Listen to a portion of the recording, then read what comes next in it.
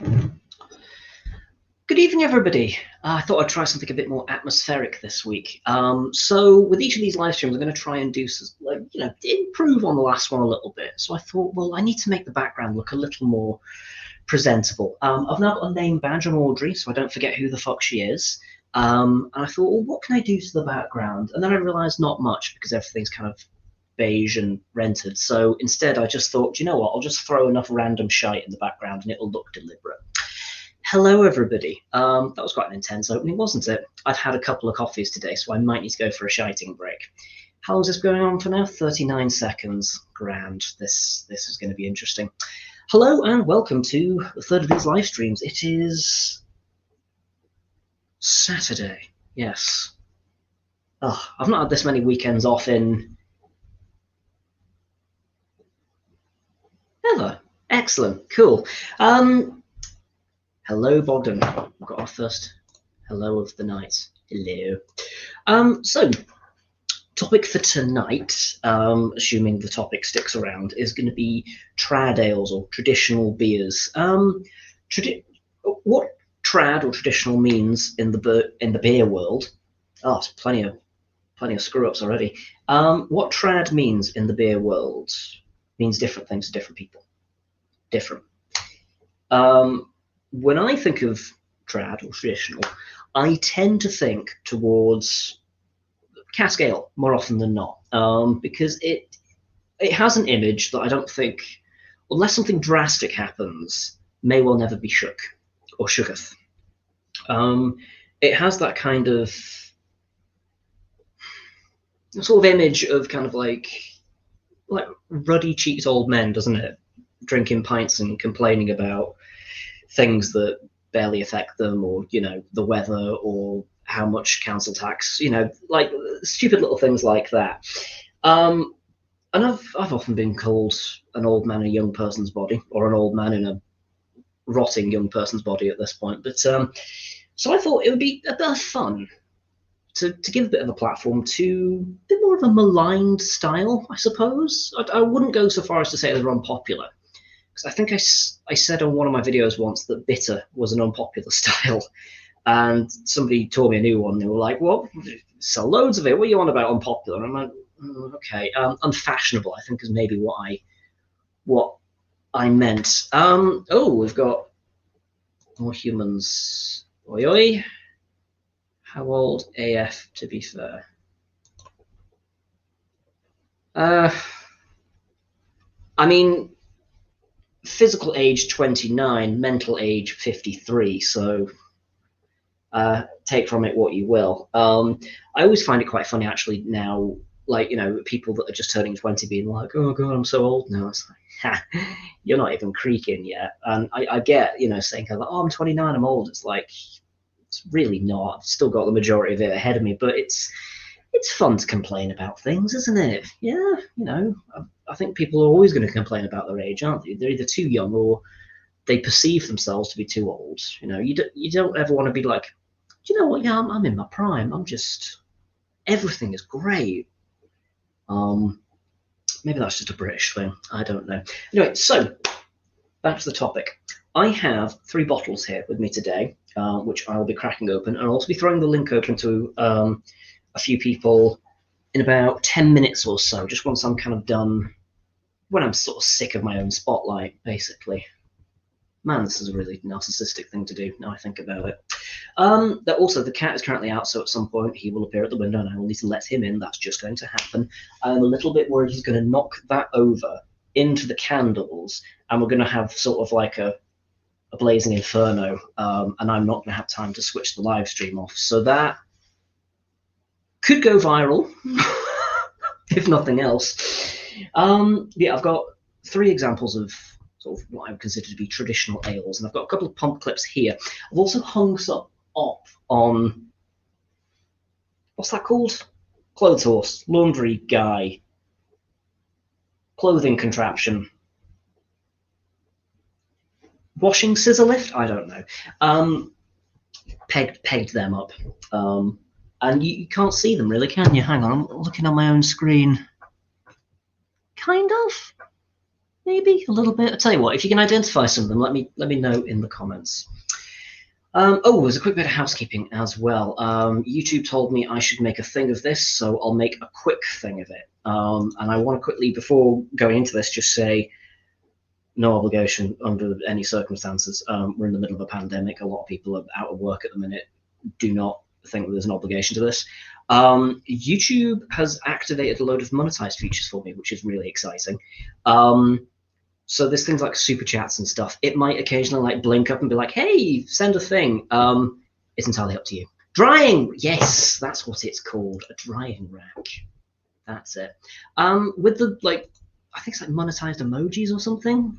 Or like you buy emojis. I'm not quite sure. I mean, I got suckered into the Farmville craze a few years ago, so I get how virtual assets can be slightly addictive. I had an acai tree in that game and actually spent money on that. Actually parted with actual real life money for that. So no, they're there. If you want to use them, absolutely. I'm not going to, obviously I'm not going to fucking say no, but you know, no obligation, don't feel pressured into doing it. That is absolutely not the like best practice way of doing that, but to hell with it. You know, they're there, don't feel pressure to use it. So we should get into some beers. So I'm going to crack one of these open. Which one do I want to go with first? So I'm going to go with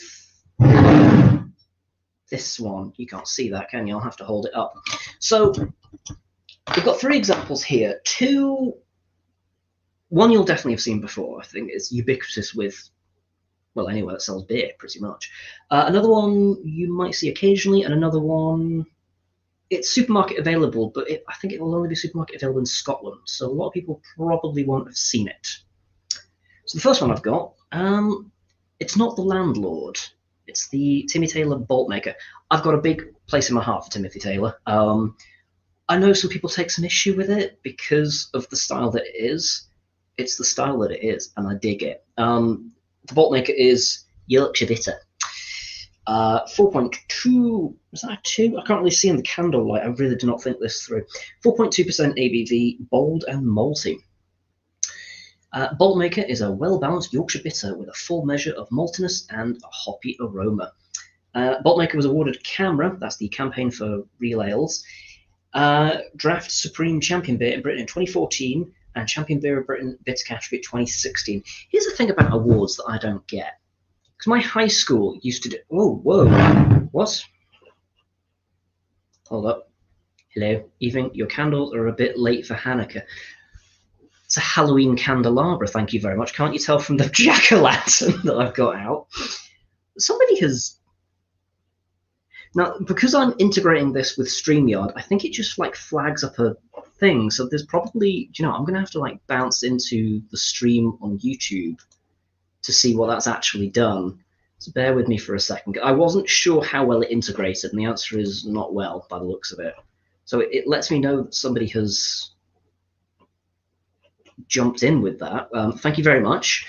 Oh, I did not plan for this at all. Let's quickly mute this, otherwise it's going to be echo. There we go. Bring up the thing. Okay, amazing. Thank you. It's a super chat, isn't it? I think that's the name for it. You can tell this is still very new to me. Thank you very much, Daniel. That was very kind of you. So, where were we? We were talking about Timmy Taylor, weren't we? Awards, that's where we were. When you win an award, it's a great thing. Huzzah. When you keep going on about that award 5, 6, 8 years after you won it, the first thing that comes to my mind is, why haven't you won any more? To me, it's more of a red flag than it is a good thing, because it's saying, we used to be great, and now we're not as great anymore. My old high school, which I got into a bit of trouble with back in the day for slander, I put up a Facebook page saying they were a shithole. None of the points I raised were incorrect, to be fair. But they had a sign outside saying they were awarded the best high school 2001, 2002, and 2003. And then the new headmaster took over, and it's never won an award since. I think they won an award for like Special Science College, which I mean, that's basically like a backdoor handshake kind of a thing that has an official name, is my understanding of it. You know, you say you're a specialist college or something, and I'm curious how Daniel's super chat shows in StreamYard. Oh, actually, let's bring that up.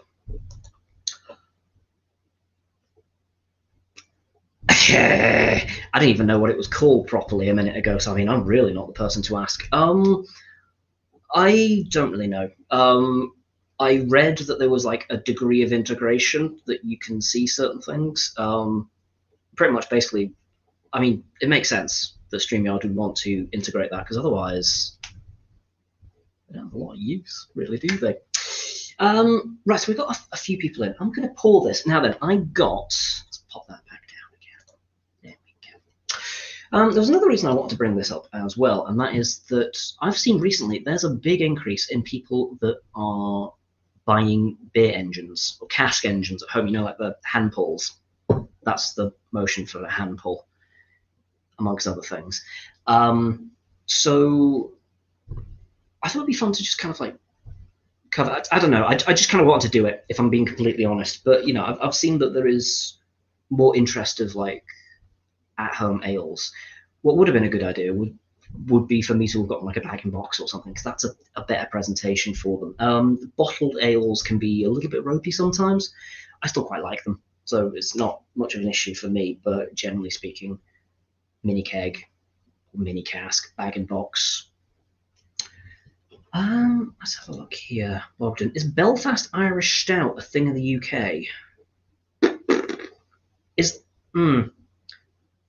I'm going to guess that that's not just like the generic name for it, and it's more of a style. I'm trying to think if I've seen. I mean, I've definitely seen like Irish stouts kicking around, but I'm not sure if specifically Belfast ones.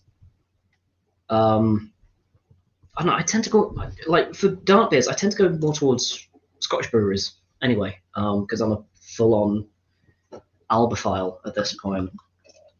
Oh yeah. Also, just for extra points, gone with a pewter tankard. This may well not be the best idea. Somebody's probably going to be shouting at me, just like, you're going to get, I don't know, zinc poisoning or something off of it. It's fun, isn't it? I've still got the gift aid tag on it as well, just so I can show off that I'm a top bloke that shops at charity shops. Parentheses broke. What was that? Thought I heard Mo meowing then. Never mind. Also, you might hear scratching noises. I think there's rodents in the ceiling, so I've noticed that image of like the ceiling collapsing, but instead of just the ceiling coming down, there's also thousands of rats come pouring down with it as well. That would be exciting. Right, so, let's have a look here. Apparently the recipe and brand were licensed to a Polish brewery for Polish distribution. And I was wondering if it was a legit brand. I don't recall seeing like a bottle with Belfast Irish Stout on it specifically, so I don't think so. I don't know. There's probably going to be somebody else pipe up and be like, "Oh yeah, no, that's a thing." I haven't seen it. Right, so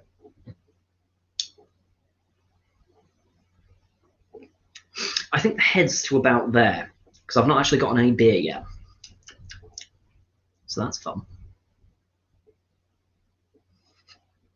Okay, I'm going to have to wait for that to settle down a little bit.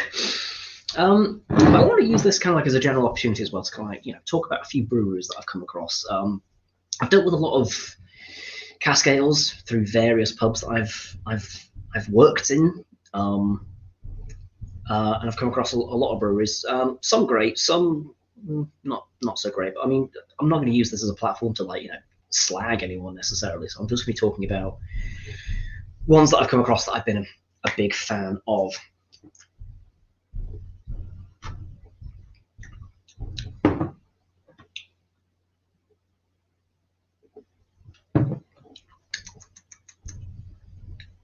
Do you know what? That tankard is actually adding a really weird flavour to that. Maybe that wasn't such a great idea. Oh, I don't have a backup glass either. How much water's in this? Hold on.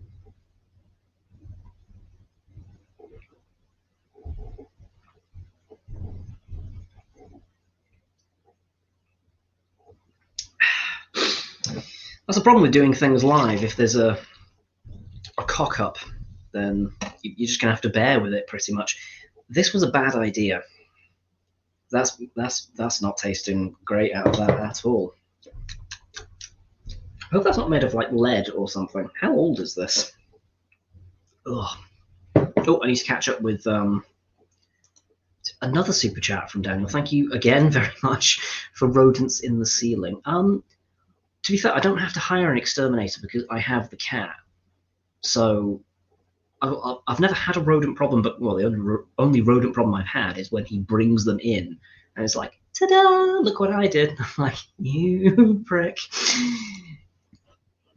Most beers, no to Belfast Irish Stout. Irish Dry Stout is a thing, but mostly from Republic of Ireland, not Northern Ireland. And I'm sure there are Northern Irish breweries that have done it. Oh, actually, that's full.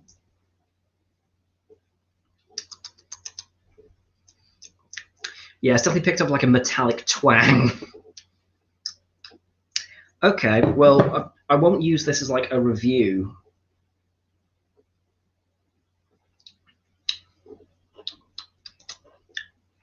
Haven't seen someone throw this many pound coins at someone since my mate who was a tight with his money went to a gentleman's club on a stag do. Oh, man.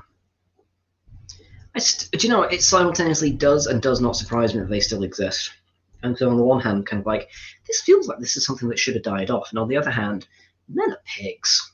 I speak as one of them. We're all monsters. Nobody hurt me. Why do you ask? Pour the rest of this in here. Okay. This is going on a shelf and never being drank from ever again. Yeah.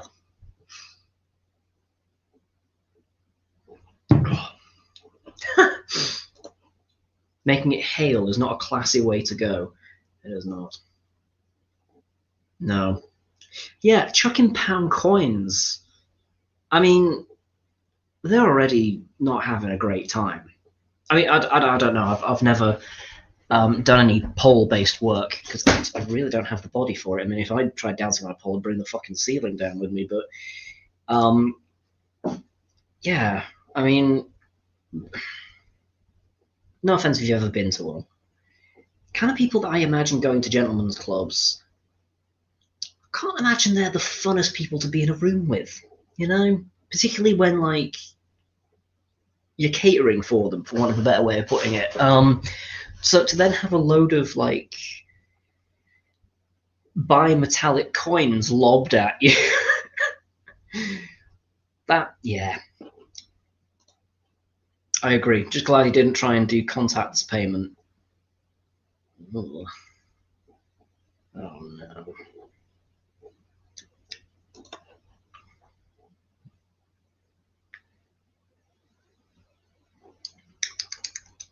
That has picked up a really metallic flavour. That's concerning, actually. You know, I might leave that. All right, I'm a beer down already.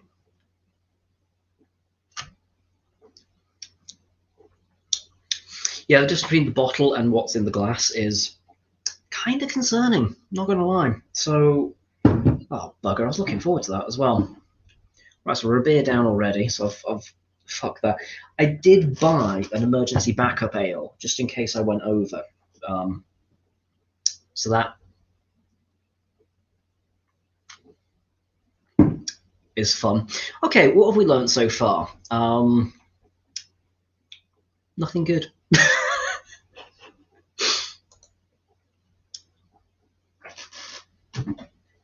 Which one? Because, I mean, I'll happily nick this. There's not a lot left.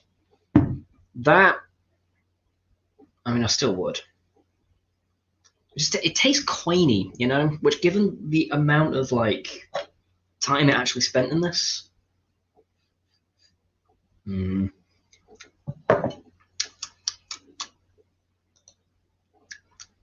mean, either that or there's been a radiation spill nearby. Always have a backup ale. You should always have a backup ale. Actually, I do have a backup, which I should probably drink tonight because I've had it for so long that it's technically past it. Well, it's not even technically. It is past its best before date now. So maybe I should have that instead. That'd probably be an idea. Well, the more of it I'm drinking of this, I'm wondering if it's maybe just the beer.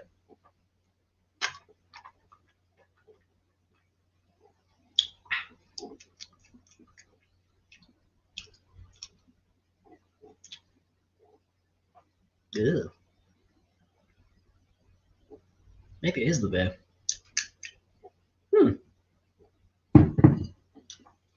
It's fine. I'll tan it. What I'll do now, though, is I will throw the link open to people, so in the event that I collapse, they can take over.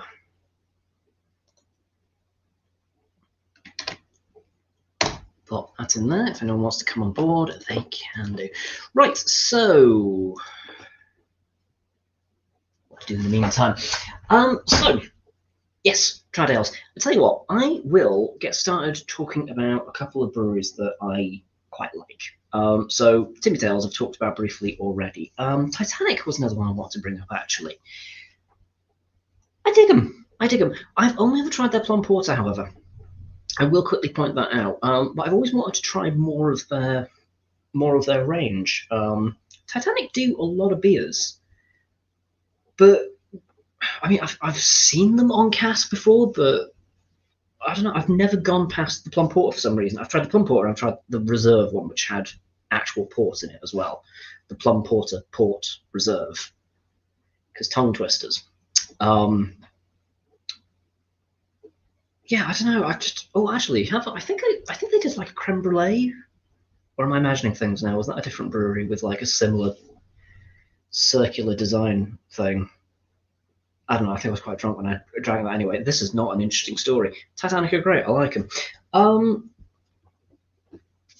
These next two both come from when I used to work at the Cafe Royal.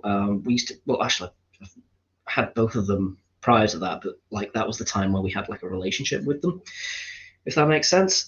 Broughton being the first one. I've got a few hump clips here. There's loads more in the background, but they're all mostly from the same brewery. So there's like a range of Broughton's and Inveralmond, but you know they all kind of cover the same people. The reason I brought this one out in particular was this was probably one of my favourites that they do.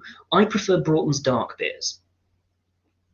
A few people disagree with me. You can't really get the dark Dunter anymore because they rebranded recently, and they've basically done what Edinburgh Beer Factory learnt a hard lesson from, which is clump it all together under one name.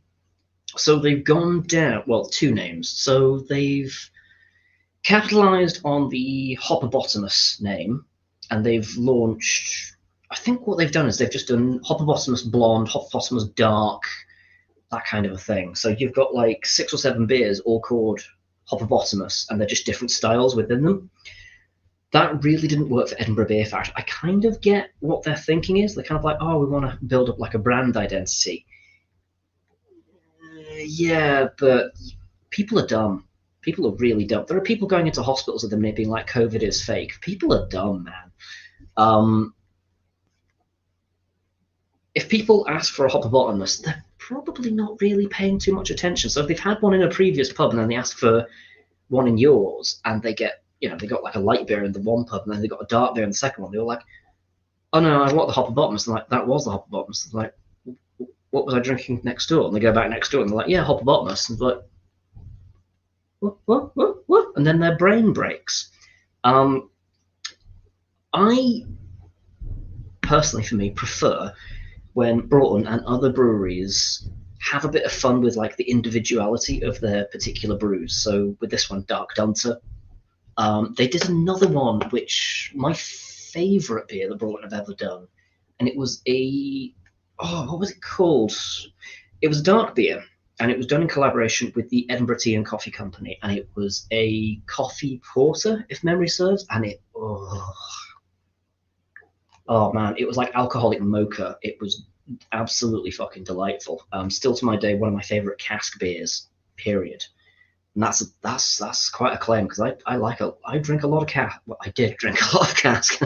Not many people drink a lot of cask unless you have your own cask engine now, of which a fair few people have actually got at home at the moment. I'm jealous. I have looked into it. I don't really fancy splurging. Well, I mean, you can get second-hand engines starting around about 70, 80 quid, depending on how desperately the person wants to get rid of it. But as a general rule, like RRP, we're talking in excess of £100. I think I've seen £175 for a brand new one. It would be lovely. I might get it if like it was a flat share and I wanted to be like the cool flatmate. Actually, I probably wouldn't do that because then everyone would be drinking your beer. That's maybe not a good idea. Yeah, cask engines are fun, but I don't envisage getting one anytime soon. Plus, I mean, the pubs are going to want our help. Speaking of someone on the inside on that one, you know, we're looking forward to having the doors back open again. More, you know, partly there's something to do, but also, you know, need to get business going again.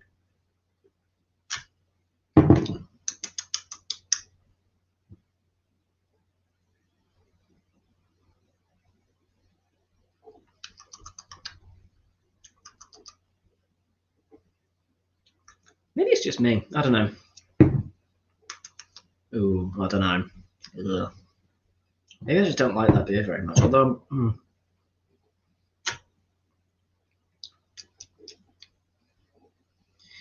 anyway, and the second one that I've got here, Strathaven. They're a small concern in Scotland.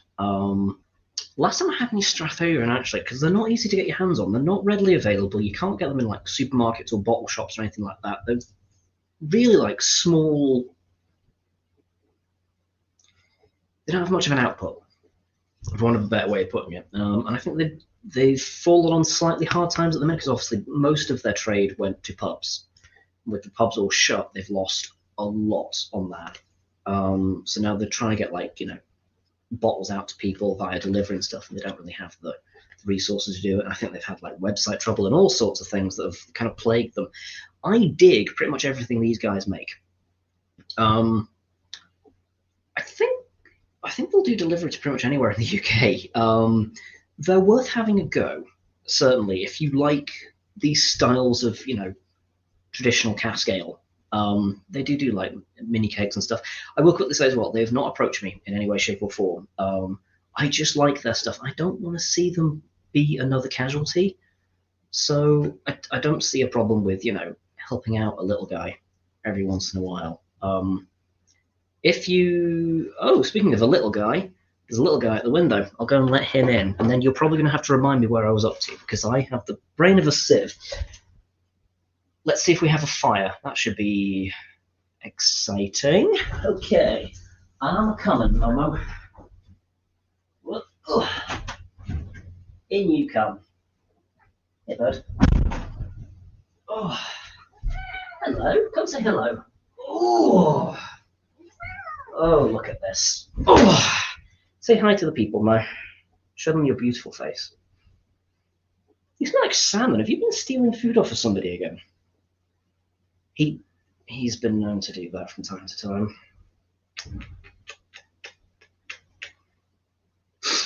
So where was I? Oh, I was talking about Strathaven, wasn't I? They do a really nice 80 shilling beer. And that's going to be relevant again in just a little bit over a week. And I'll keep the surprise for that for the time being. Why I'm keeping a surprise for that, I have no idea. That one's going to come out of absolutely nowhere. I'm as distracted as everyone else at the moment, so... Oh, you're a sweet animal. You going to sleep? Okay, this could be interesting. I don't know how I'm going to reach for beers and other bits and pieces. Hello? Woo. You away. All right. No, you're just going to stay on my leg? No, okay. His tail will make periodic appearances. Right, so, seems a little bit early, but I'm going to crack on with another beer because I don't trust the remnants of that one. If you're just joining us right now, he's not missed anything. Don't worry about it. I'd like to start hearing from some people in the audience as well. Did anybody have any particular sort of anything that they've tried on cask, or any like bottle conditioned ales that they've tried that knocked their socks off, blew them away a little bit. You know, were a good surprise.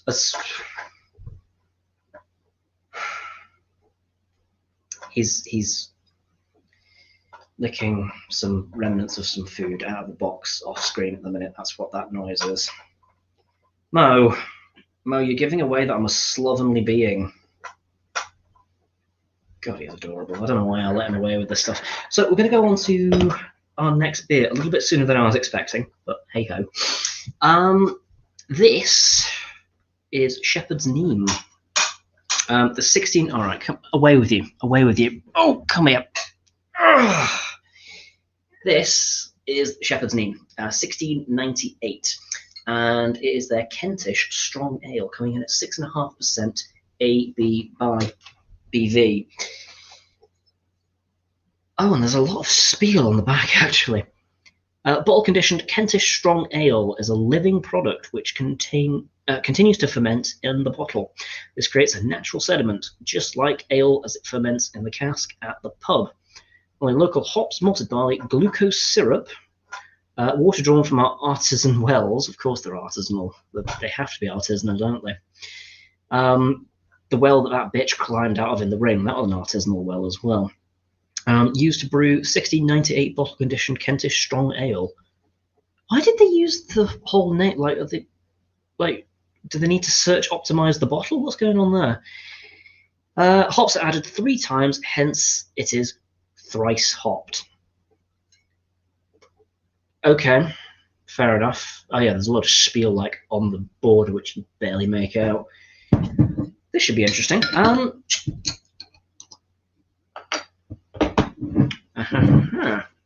my nose back over. Bogdan, man, I love a good ale, but they are impossible to find where I live. What do you actually have available to you, Bogdan? Actually, I'd be curious to know, because there's a fair few supply issues, aren't there, where you are at the moment? No ales for me yet, but I do enjoy a little rum. Okay, all right. But tell you what, let us know what you're on tonight, or if you're having a night off, well done to you. I might be on the tea later, depending on how this goes. We used to get Bishop's Finger, but I haven't seen it in ages. You're not missing out too much. I don't know. Like, Bishop's Finger's fine, I think, is the best thing I can say about it. It's all right, you know. There's nothing wrong with it. I just don't think I'd ever choose to buy it. I don't know. Maybe that's just me. But yeah, take it or leave it.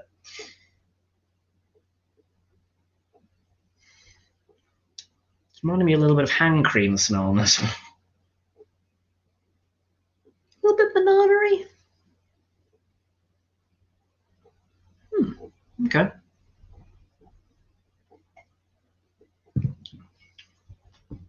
Oh, that's nice.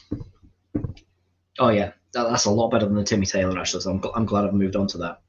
Oh, that's lovely. That's like got like a candy floss kind of a thing going on with it. That's lovely.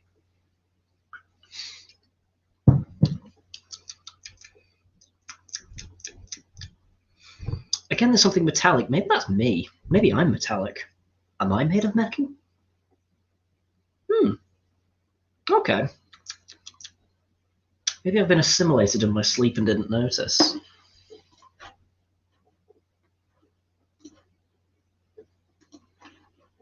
Okay. Just checking a couple of bits and pieces. Right.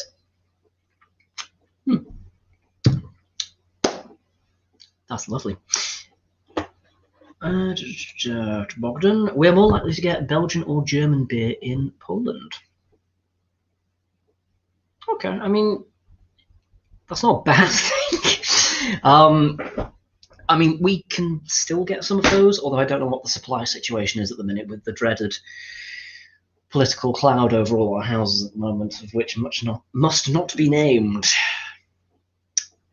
Yeah, I've not seen much of a problem with that yet, but I mean, it's early days yet, so who knows. That's not as high demand as other things.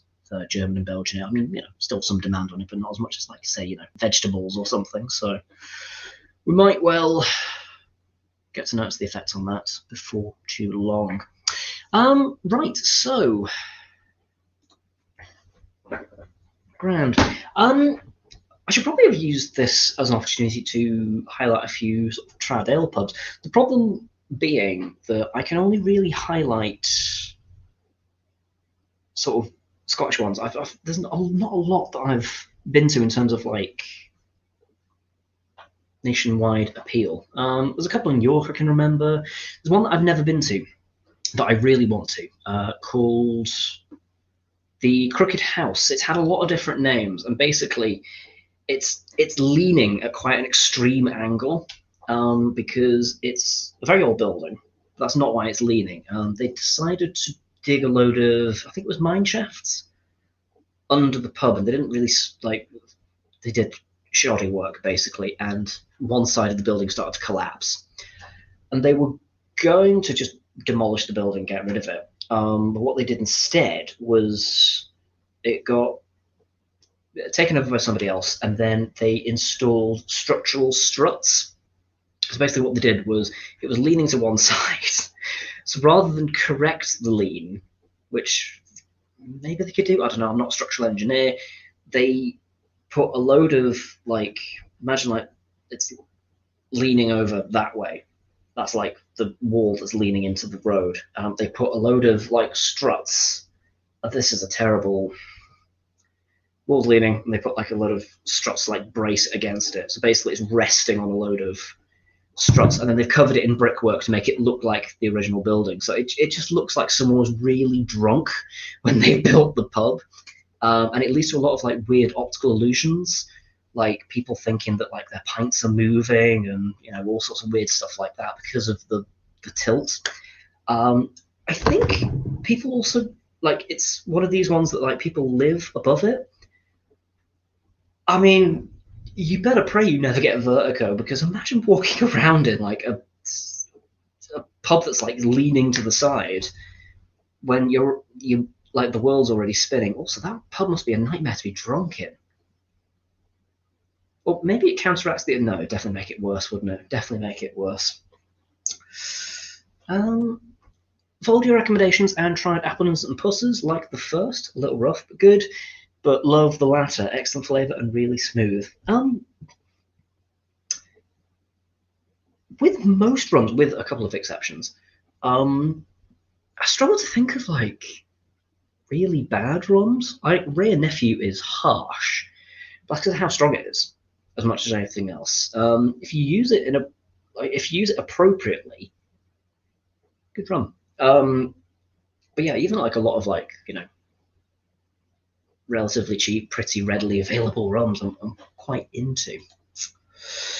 Right. I think I might be doing this solo tonight by the looks of it, so we'll keep going. So we're going to be talking about pubs as well, won't we? Yeah. Can you tell I didn't bring enough material to kind of, like, pad this out as a solo show tonight? We'll keep going. We'll see how this goes. I might have to wrap this up at the hour mark if there's nobody wanting to jump on board as well. What I should do is start planning guests. That would maybe be a good idea, wouldn't it? That would be something for me to do.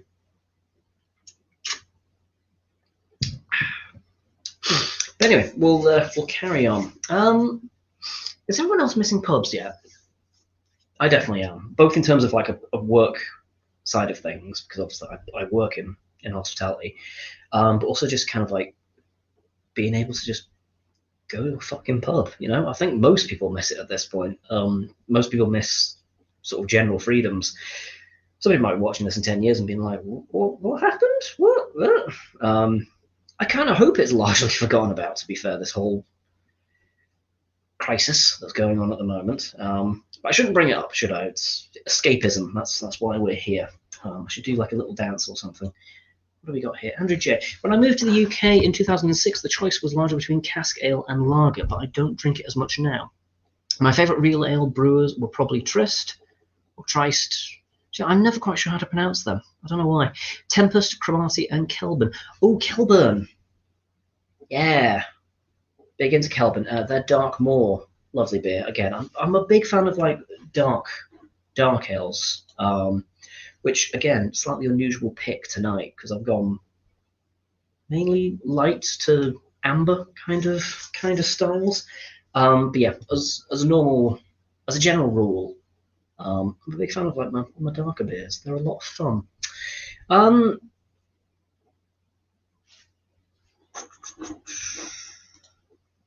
me share the right link. Yes, grand. Sorry, I was just checking something there. Yeah, I'm trying to think of a few other breweries actually that I'm a big fan of. What would have been a good idea for me to do would have been to done a bit of extra homework. Oh, hybrid actually. There's another one that comes up. I'm a big fan of a lot of hybrids work. They have been able to kind of like manage with the pandemic a little bit better than other breweries. They're getting a bit better with their kind of like delivering out to everyone nationwide kind of thing. I've wanted to try their magic porridge for a while, which again it's an oatmeal stout. But I have given their pink sunshine a go in the past. I decided to get it in as like a guest beer once. Didn't do very well because it was one of the more edgy options, and the client base there was very much kind of like more. I want 5 different names for the exact same beer, please. I will have pale ale number 3. Thank you very much. So having it was a raspberry wheat beer. It was lovely, really nice, really well done beer. Just didn't sell very well, unfortunately, which was a shame. But I mean, I'd recommend that to people. I'd say if you like wheat beer and you like raspberries or you like one or the other, it's gonna scratch an itch. Yeah, really well made beer. I need to try some more from them. I need to give more of their range a go at some point. Beer break.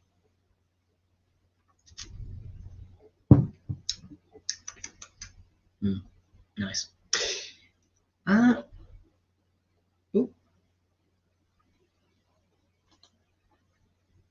Good evening. And unfortunately, I moved to London a few years ago, and recent events have rendered me unable to explore good options down here. Any breweries down here that you'd recommend? Oh, I'm not very up on the London brew scene. In fact, I'm not up on the only thing I think I was in London prior, and that's because of the name.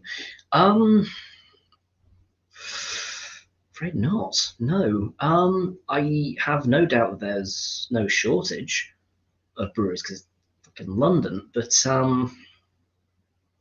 nothing that springs to mind, unfortunately. I'm not very well acquainted with London. I will go to London if I must, or if it's a day trip. I would never choose to spend a long amount of time in London, partly because I can't afford it, but also everything's a rush. Everything's like dashing here, there, and everywhere, and it's just I don't know. Not my city of choice. Ooh, beer. Luckily, somebody else comes to the rescue. Colonel Brewery, Pressure Drop, Weird Beard. Oh yeah. Fair enough.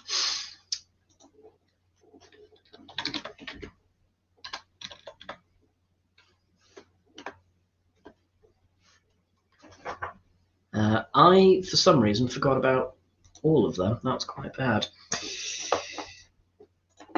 Shows what I know, doesn't it? Right.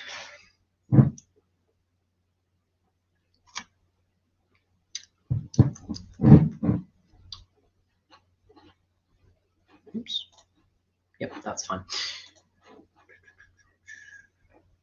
Right. I'll keep this going for another 15 minutes, and then if it looks like nobody's wanting to jump on, I might wrap this up a little bit early because I know that like watching one person kind of like struggle to talk to themselves is not as entertaining as maybe people would like.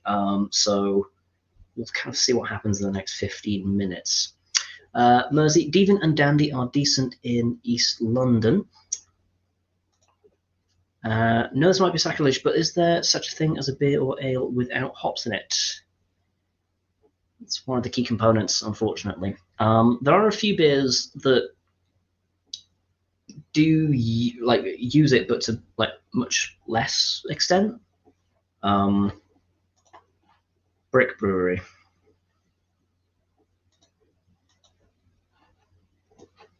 Been meaning to try some stuff from Brick for a little while, actually.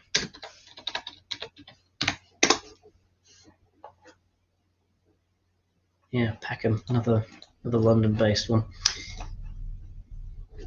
Shipwright Anthony. In Belgium, you get group beers. Also, a number of fruit sours these days don't have hops. Oh, well, I stand corrected. I beg your pardon. I'm still going off of old school definitions then. We've ended up with the same message twice. Oh, double attention. It's fine. Okay. Again, I think most people are aware of my feeling about sours anyway. So, yeah, I tend not to go near them. I need to try a Vault sour. I liked their a porter that I tried of theirs fairly recently. It was a coconut one, if memory serves. Big into that one. Really liked that. It's not their bread and butter though. Their bread and butter is absolutely sours or acidic beers, certainly. So I feel like I should at least give one of their sours a go, because if I'm not a fan of that one,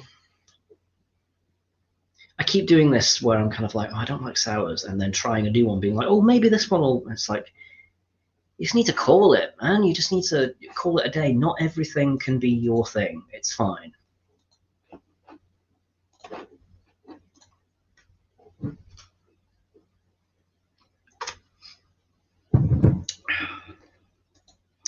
Honestly, need to convert you on sours. Well, you had an opportunity. You were in the country, and then you fucked off again. So, whose fault is that? Mersey. The recent Day and Verdant collab was a non-hop lager, I think, just a malty lager. Okay. So I'm learning. I'm learning more than I'm spreading at the moment. This is very educational. In case people weren't aware, there are a lot of beer tubers out there that really fucking know their stuff. Some of them are even brewers. I'm just some twat in a jumper, but I try my best. I should probably slow down on that as well. It's actually not all that. It's the funny thing about cask strong ales is that, you know, when they say that they're strong now, it's almost cute, really, in many respects. What have we got here? I'm scared of the Templars.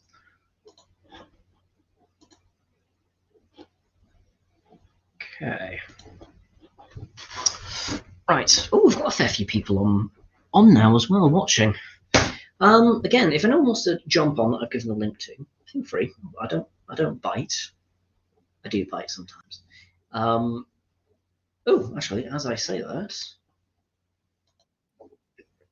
Evening, James. Oh, it's doing this thing again, isn't it? Yo, how's it going? Hello. Yeah, no, I was just trying.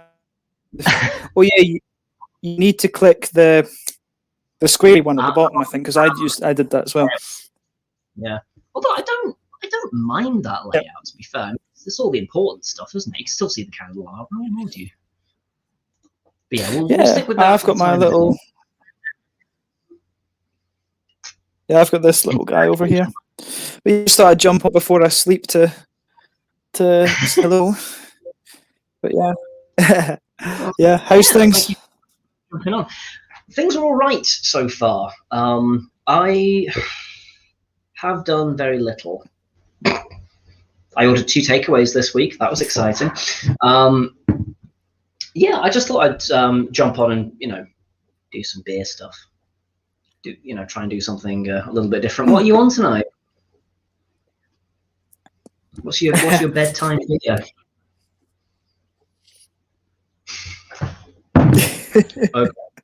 Okay, makes sense. Fair enough. Yeah. No, I've eaten today because I've been because I've been working. I've I had 2 big burgers for dinner. I ate like a full tube of Pringles during the day, just because of Oh, just I've been there. munchies. It's just so yeah. No, it's just I've just been like a fat bastard today, basically, and I just kind of I love this stuff. The Swedish raspberry Pepsi it tastes completely different from the raspberry Pepsi anywhere else. Don't know what it is. Bomb. This yeah, I don't know what it is. Like, I find it really weird. Like, when you go to Japan, you get like ridiculously good grape flavored stuff. In Sweden, you get ridiculously nice raspberry. Yeah, I'm just strange that way. But like, I don't drink. Oh, sorry, no, I was just going to say I don't drink much outside of the reviews, to be honest with you, because I've got like a stupid stock, a crazily big stockpile of beer at the moment that I'm determined that I'm going to get through, because next week I've got an unbox. Well, if you're free on Tuesday evening, it would be cool to have you on my. I'm going to do my unboxing of my Swedish monthly order that I get, and. Okay. And then afterwards, I'll open up for like a live stream. Yeah. All right. That sounds exciting. Tuesday, yeah. I'll be free for that. I mean, again, I'm just sitting at home at the minute, sticking name badges on paintings and stuff. So there's not a lot happening at Chez John just now. Let's wrap it as well. I'll flag a couple of more comments up. Sours. Try Fruity Lambics. Borders on fruit beer and is less sour. Also, some of Vault City stuff is not sour at all. Duly noted. I don't think I've heard anyone really have a bad word about Vault City stuff so far. They tend to sort of coast on the upper level of beers. Although you have a face as if you're gonna jump in and say, "Oh, I had a really bad one this one time." No. Well, this is the thing. I think it very much depends on what beer you have. Like I had recently, I reviewed the OJ IPA from it, and that thing was puckering as fuck. That was like really. That had a real bit of zing to it. But then you'll get the sweeter ones like the Iron Brew Sour and stuff. I've had 1 or 2 weird ones from them. I mean, Strawberry Skies, incidentally, I think I would recommend that if you come across Strawberry Skies, that's a good first beer to review from them. But I had the one that I. I wanted, but I could. Yeah, I wanted that, but couldn't find it. Yeah. Yeah. But yeah, no. The only stuff I've had from them that I wasn't, like really impressed with, and it's not that it was good, but it just maybe wasn't my thing. I had what was it called? Double crust raspberry pie. It was the one that I reviewed either for Christmas or New Year, and it was just it's pastry sours. I still don't know how I feel about those. And I also had coffee and bramble sour, which was interesting, but that's one of these beers that you need to kind of persevere with, get used to what it's going for. I remember seeing. I mean, they're very eye-catching, like their combinations as a general rule. The Iron Brew Sour caught my eye, as did their Pumpkin Spice Blueberry Sour, I think it was, that they did. I was like, ooh, I like everything up until the word sour, so... Well, I would say to you, I mean, if you do come across the Iron Brew Sour, have a go at that. Yeah, I would say have a go at that one, or Strawberry Skies. Those were very, very nice. I mean, I've tried not Cities. I tried Cranky's one, and it was kind of like you poured vinegar into Iron Brew. I wasn't into it because it was around about the same time that Ollie reviewed both, and I was like, all right, I'll give it a go. And I was like, I don't know about this one. So, but I mean, I'll fire in. I mean, I love Iron Brew. Gin and Iron Brew is great. Iron Brew and Iron Brew is great, to be fair. So yeah, I might give that a go. Keep your peepers peeled. But one that I'd be really keen to see you review if you can get it, because I thought it was just ridiculous. I'd love to see you do a review of the Rwandan coffee IPA from Overtone. If you can come across that at some point, I'd love to see a review of that one, because that, I think, the coffee IPAs, it's like, you know, when black IPAs first came out, you're just like, you know, how does this work? Why does this work?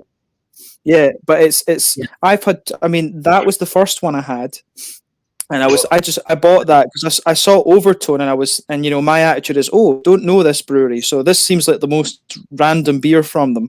I'll take this one. And then, so that was what I had, and I was like, you know, geez, this is like pretty impressive.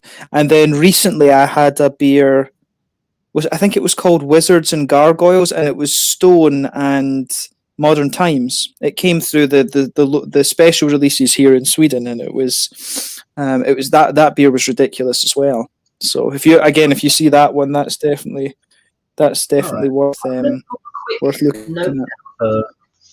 Rwandan coffee IPA, because I will forget that otherwise.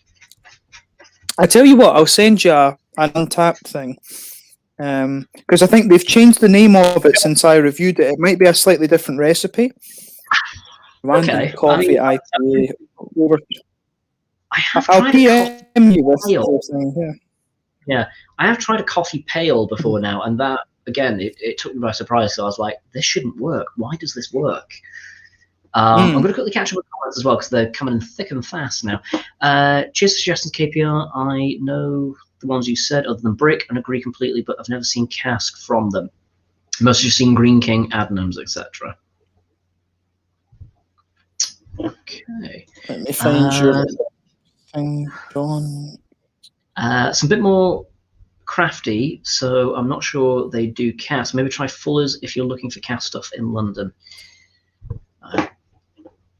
Should have a wee Untapped link from me now. Oh, exciting. I've been keeping an eye on them. I've been doing fantasy football. I don't give a shit about football, but there's one called Fantasy Beer. It's, you enter it and they give you like options for like different categories, and you've got to pick one, and then you get a ranking depending on how they're reviewed that week. If you come in like the top 3, you can win fabulous prizes.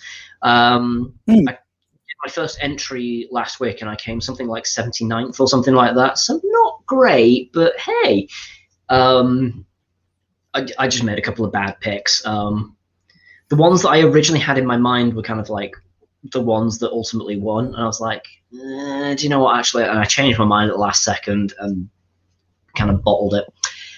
What's the absolute worst cheap beer you can imagine? Ooh. I think it gets to a stage of a night where I will drink pretty much anything if it's like a house party, like even French lager. What's the worst cheap beer that I can imagine? I know I can tell you the worst beer I've had, but I can't think about the cheapest beer I've had. The sort of cheapest worst beer I've had. What's the worst one that you've had? Well, there was 2 guys that I'm still friends with in Tokyo that used to do a beer channel out there, Casey and Eric, and they had this beer that it was I can't even remember the name of this now, but it was, if you go into the collaboration review playlist on my channel, we did this Oedo Kamido Red or something, and it tasted like cigarette ash. It was awful. And it was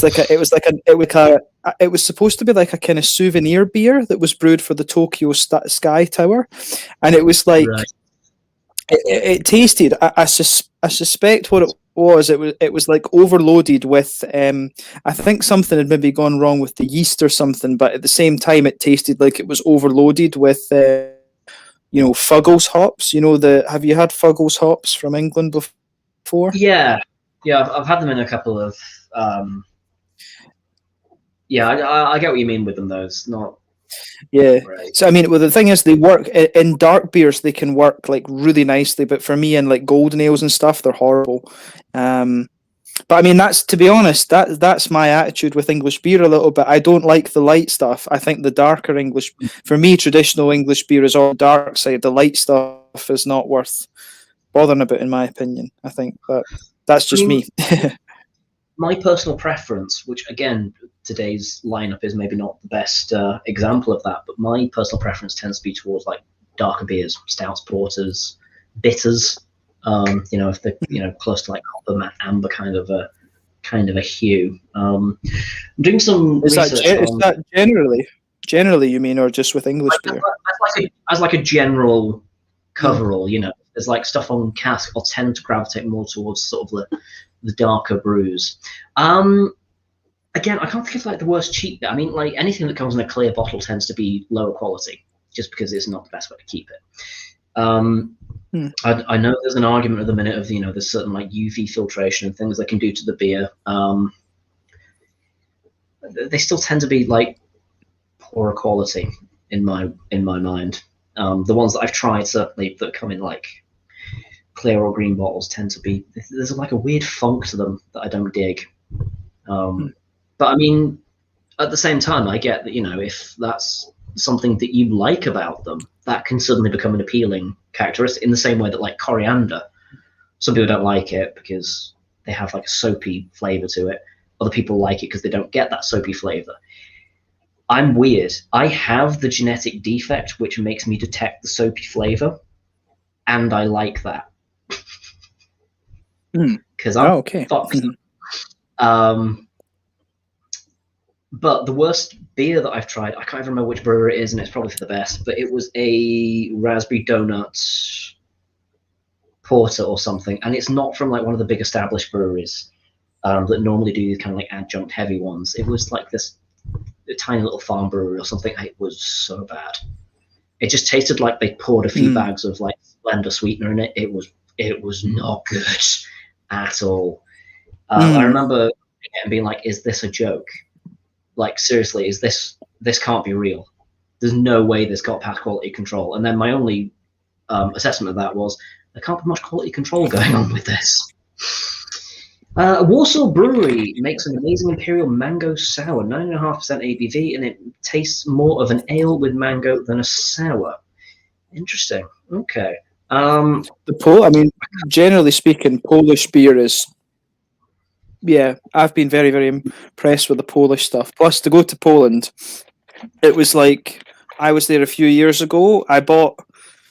I think it's. I forget if it's 400 mils or 500 mils you can buy the beers in. But we were in this bar in Poland, about 40, 50 taps, and I bought like around 4 beers, and it was like 4 Imperial Milk Stouts at like 9%, and it was £10. I was like, it's just insane. Hey. So it's just crazy. I love Poland. I love them. They're great. Poland's great. That would be an awesome trip to do for like a beer tubers meetup thing. Go to like Warsaw or Krakow. I suppose would maybe be nice because it's like it's a bit more historic. Warsaw it was basically rebuilt.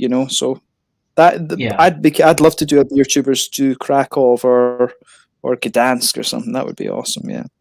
I mean, I've no objection to.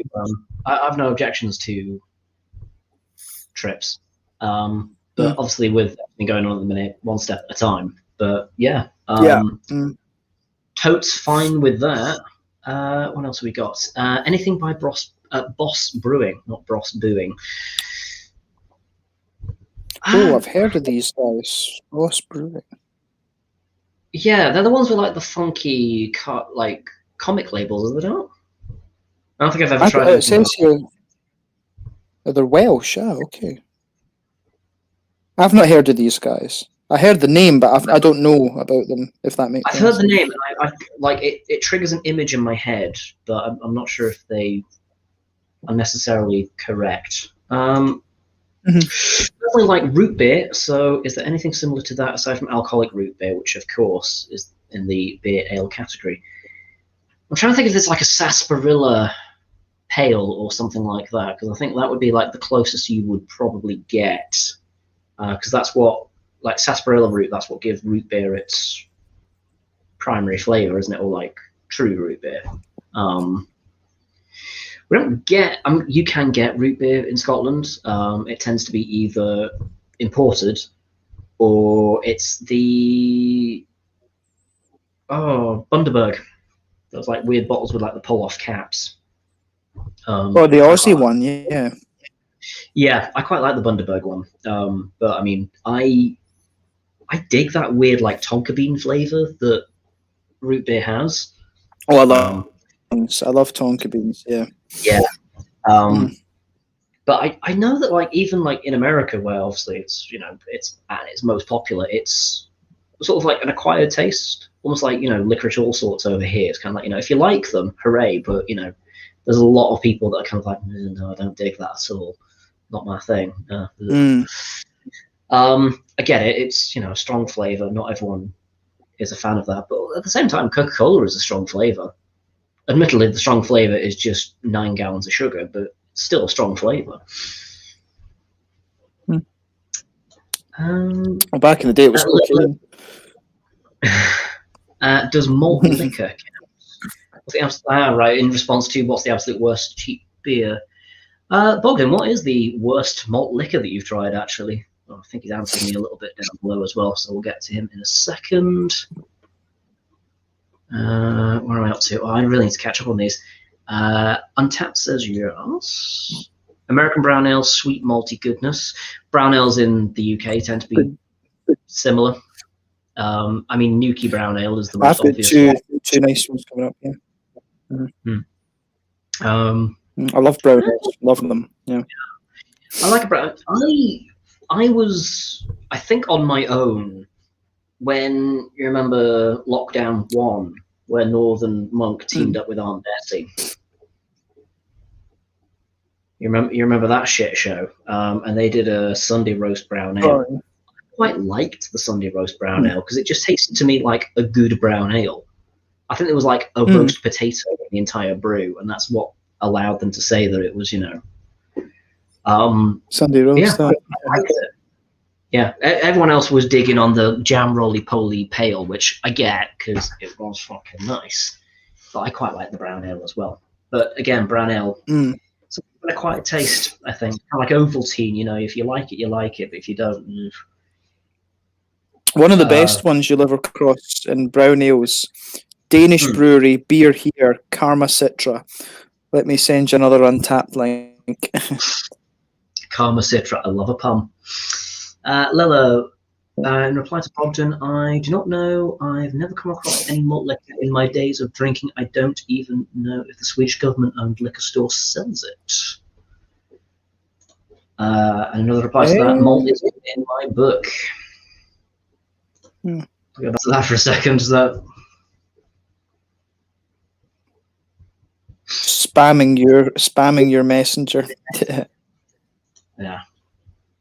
That's fine, don't worry about it. Agree with Mersey, Fruit Lambics as a bridge. When things open up, it might be worth checking out Cantillion's range. Alright, I'm pronouncing that wrong. Cantillon, I think it's. Cantillon, okay. Cantillon, yeah. It gets worse. I tell you what, I'll go full northern. Rose de Gambrinus. There we go. And their cream is excellent. 6 Degrees North often has them. My memories of 6 Degrees North is their hypocrisy, because I remember when we got it in at the Bobbin, when we were going all crafty, I said, do you know what, this smells and tastes like baked beans, and then nobody else could unsee that, because I wasn't wrong. It did smell and taste like baked beans, the cake that we had in. I don't know if there was something wrong with that cake, but I tell you what, for some reason it fucking sold. So people were kind of like, what's that like? And we're like, baked beans. They're like, that sounds weird, I'll try it, because students will drink anything. Yes, but not exactly bridging prices. 0.5 litre is the standard. Krakow is a great destination, perfect for a night out. I've never ventured into Poland. There's a lot of places I have not been, to be fair. Gdansk is also beautiful, but not quite as good for craft beer. Well, obviously, scenery is all well and good, but we want the beer. That's the main... Actually never had a proper malt liquor, but strong beers in Poland are close to it, and they are not pleasant. I mean, Brewdog are kind of still paving the way when it comes to blurring that line way beyond what it probably should be blurred to at this point. I think, what was the most recent one? 57%? Brew by numbers, Oh, wasn't it? The one like a 3 milliliter vial. oh no, was that not? It wasn't. Was it not the end of history? Or was Was it it? the Sink the? Oh no, it was Sink the Bismarck. It was a rebrew of Sink the Bismarck, was it not? They've done rebrews of their older ones, but there was a new because like it was doing the rounds on BeerTube for a little while, and it came in like a little flip top. I think it was called Harry Brew did by that. Numbers. Harry did that. Yeah. Yeah. Hmm. Yeah, because I recall that was doing it was like 30 quid or something for like 5 milliliters or something ludicrous, and I was like, I'm alright, I'll pass, it's fine. I'll find other ways to get attention, thank you. Not a crossover I expect to see anytime soon. Big up Aberdeen. yeah, to be fair. Oh, I love Aberdeen, yeah. A couple of ancient Aberdonians. I always loved walking around. No, that's the strange thing that we were there in. Yeah, Aberdeen represent. We'd have had some crossover. I probably served you in the bobbin in days gone by, but oh, you have sent me a couple of bits and pieces. Bizarre.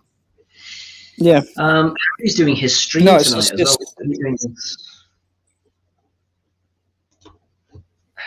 Harry's doing his charity stream. Sorry? Harry, he's doing a charity stream on behalf of Ramsbury. Because I forgot what was happening. Because I'm a dick. So yeah, I hope that's going well, actually. I don't see it, actually. I'm looking on his channel just now. I don't see it. I think it's on the Ramsbury Facebook page. So it's a live stream. Right. Live on Facebook, not on YouTube. Because that's why I forgot about it. I kind of had a quick scroll through YouTube. I was like, is anything happening on Saturday? Looks like I wouldn't bump into anything at 9 o'clock. And then I was reminded that was happening. And I was like, oh, whoops. Yeah. Let's have a little look at this. Yeah, no, he is. Is it still going? I need to maybe avoid, since it's for charity and stuff, I maybe need to avoid the usual chat that Harry and I always have. Well, yeah. Be kind, be gentle. Well, I suppose that would apply to what we normally talk about, but yeah. Go easy into that night. Yeah. That's why it's echoing. I paused. That's the thing with StreamYard. Like I was watching the stream before I jumped in, and then I forgot to I paused the playback version, and it's that I was wondering why it was echoing a little bit. Well, I did that on the first stream I jumped on because like about 6 months ago or so, when Harry invited me onto one, there was like a load of echo and nobody could figure out what it was. And then I was like, oh, I've still got the tab open from the other. That's my fault. And it must have been a good like 40 minutes. There was like this echo going on, and everyone was too polite to say anything. And after a while, we were like, "What is that? What's going on?" So yeah, I remember that being kind of like my introduction to streaming, ruining someone else's stream, and something I've kept on since. Just coming in and wrecking the place a little bit. Yeah. No, it's all good. It's been fun. It's been nice I've quite enjoyed your channel's addition to the beer tubing scene.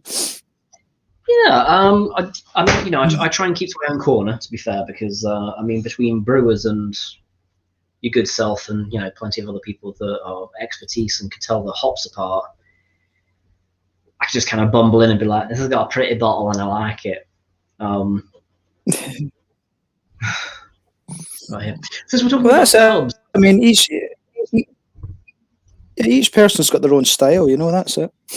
Yeah, everyone does like their own thing. It's the same with every other style of thing. It's like I think you should try and cultivate a particular style, which obviously resonates better. Which is kind of like the perk kind of like, hi guys, here's my name, and today I'm going to be overly chirpy, and it's like, I just don't have the energy for that shit. I mean, I drink like 2 coffees a day, and I still don't have the energy for that. I need to be on drugs to be that perky. It's not.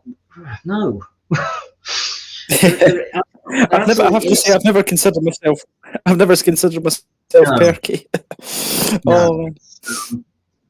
I mean, there is something to be said for, you know, a bit more a muted style. You know, it can work. It does work. It's maybe not as popular as kind of like, hey, I'm some random overly cheery twink. You know, that's obviously kind of like, you know, your cookie cutter approach. But yeah, there's always going to be a few spaces for people that are a bit more grumpy and well weathered. I mean, Ashes has made a career. I mean, I like quite a few. I mean, I think everyone's got their trademark. I mean, like back in the day, you had Urban Viking, and I mean, get well to Dave if he's watching. But I used to love the things like Urban Viking Ale Review. I used to love that he did, and I mean, these days you've got Greg with these I'll do. I love that. And then, but you've got, I mean, I always liked Dean's beer reviews. He's got a really nice sort of kind of chilled, laid back style. Craig as well is like that. I think I enjoy listening to Craig. Like, I think you know, Craig's got that sort of middle ground between my reviews are obviously like, you know, long as fuck, but Craig has that sort of middle ground where his is, you know, he's like 10, 12 minutes for his reviews, and he's got that nice middle ground. Craig's, in a way, like I don't watch reviews. I mean, I tend to like listen to them. To me, it's I more listen to them rather than watch them, if that makes sense. And it's like on reflection, I kind of think my own stuff would actually probably work better as like a listen along podcast. But you know, there's so much material on YouTube already. It's like, yeah, there's not really much point changing the format of it now. You know. But you know, there's a lot. But yeah, I mean, you know, you could always do it as like a side venture. You never know. Could lead to a radio show. I mean, who knows? Stop, but. I mean, I think the format that I've done, I really wanted to, I could just like extract the sound file from the video and then upload it as a podcast, and it would be fine. I think, yeah. Probably would be. Put on like SoundCloud or something and be like, because I mean, podcasts are back. Because you remember, podcasts are quite old. Podcasts have been around a good long while, and then they failed miserably, and then they just suddenly came back out of nowhere. It's like, there's a revival I did not see coming.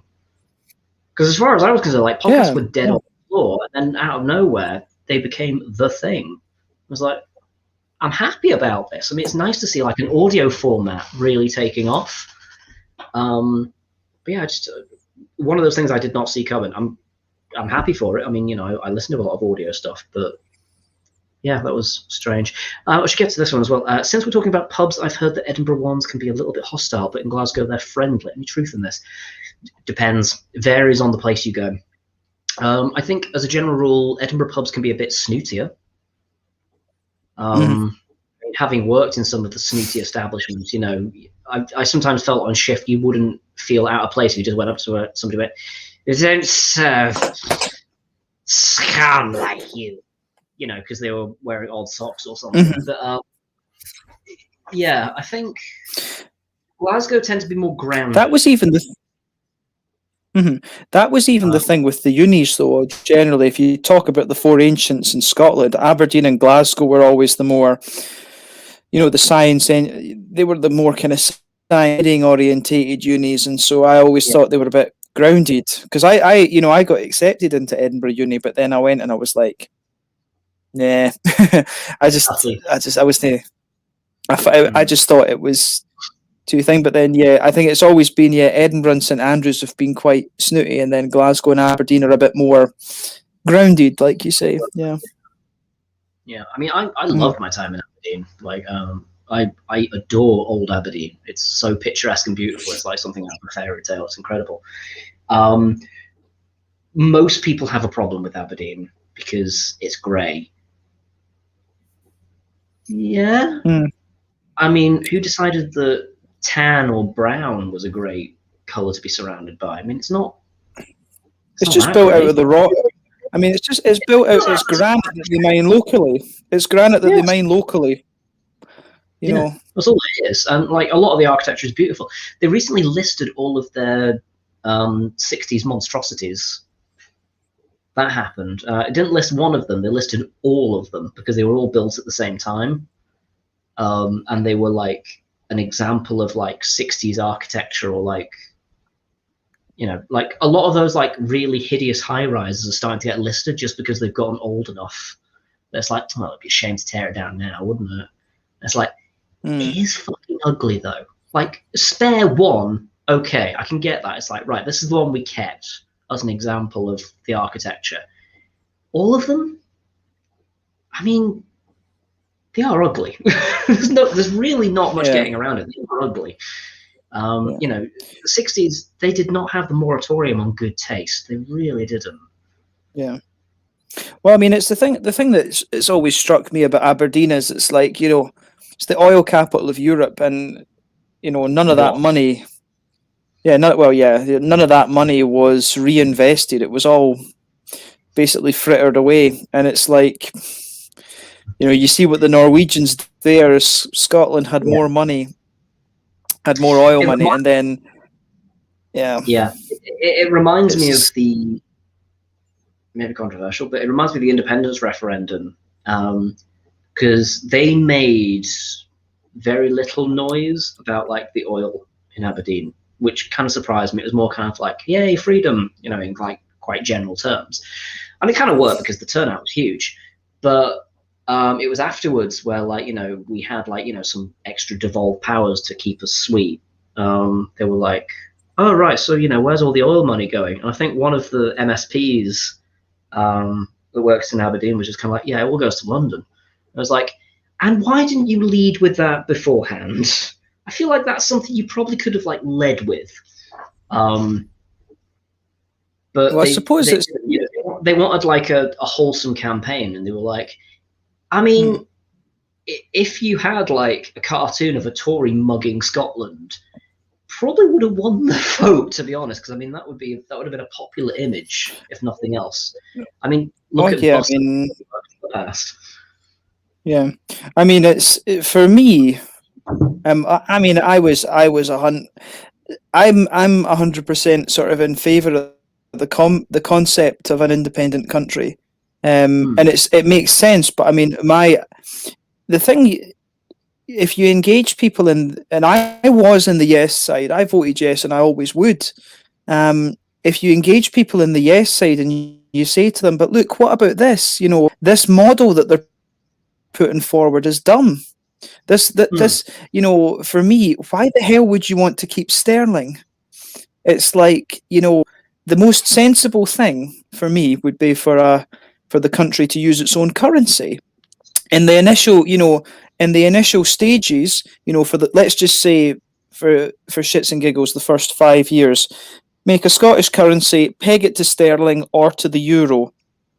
I would argue the euro, because I think that's the way it's going to happen. I think, you know, independence will happen. It's a case of when, and it has always been a case of when rather than if.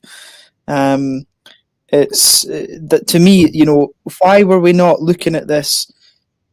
Why were we not looking at a currency peg and our own currency? I mean, if you look at Finland, one of the richest countries in the world, they use the euro. Their economy is quite stagnant because they're limited on what they can do because they don't have control of their monetary policy. And I mean, for me, that's the big argument. Why would we want to use sterling? Why would we want to continue to use sterling? And I would argue against the euro. I would want our own currency that we can freely float later, because it just makes sense. And yeah, but the thing is, if you within the yes movement, you get a lot of people like the stuff that's going on just now. I don't know if you would have seen my post on Facebook yesterday, but the stuff with the SNP, I think there's something dodgy with Nicola Sturgeon's husband. I think there's something very strange about him, and the whole thing with Alex Salmond and stuff. I think that there's something weird going on in the party there, and they've sacked Joanna Cherry. Yeah, and you're like. Yeah, they've sacked Joanna Cherry, who there seems to be an almost smear camp. There's this whole thing about about transphobia and stuff, and it seems very similar to what happened with Jeremy Corbyn. You know, they said Jeremy Corbyn was anti-Semitic because of his ties to like some of the Palestinian organizations and stuff. So there seems to be, it's a lot of this kind of whole thing where, there's a blanket claim without delving into the detail to see what the deal actually is. There's a lot of this going on just now, and I find this with the Yes movement, with a lot of people that are in the Yes movement as well, and the same with the unionist side.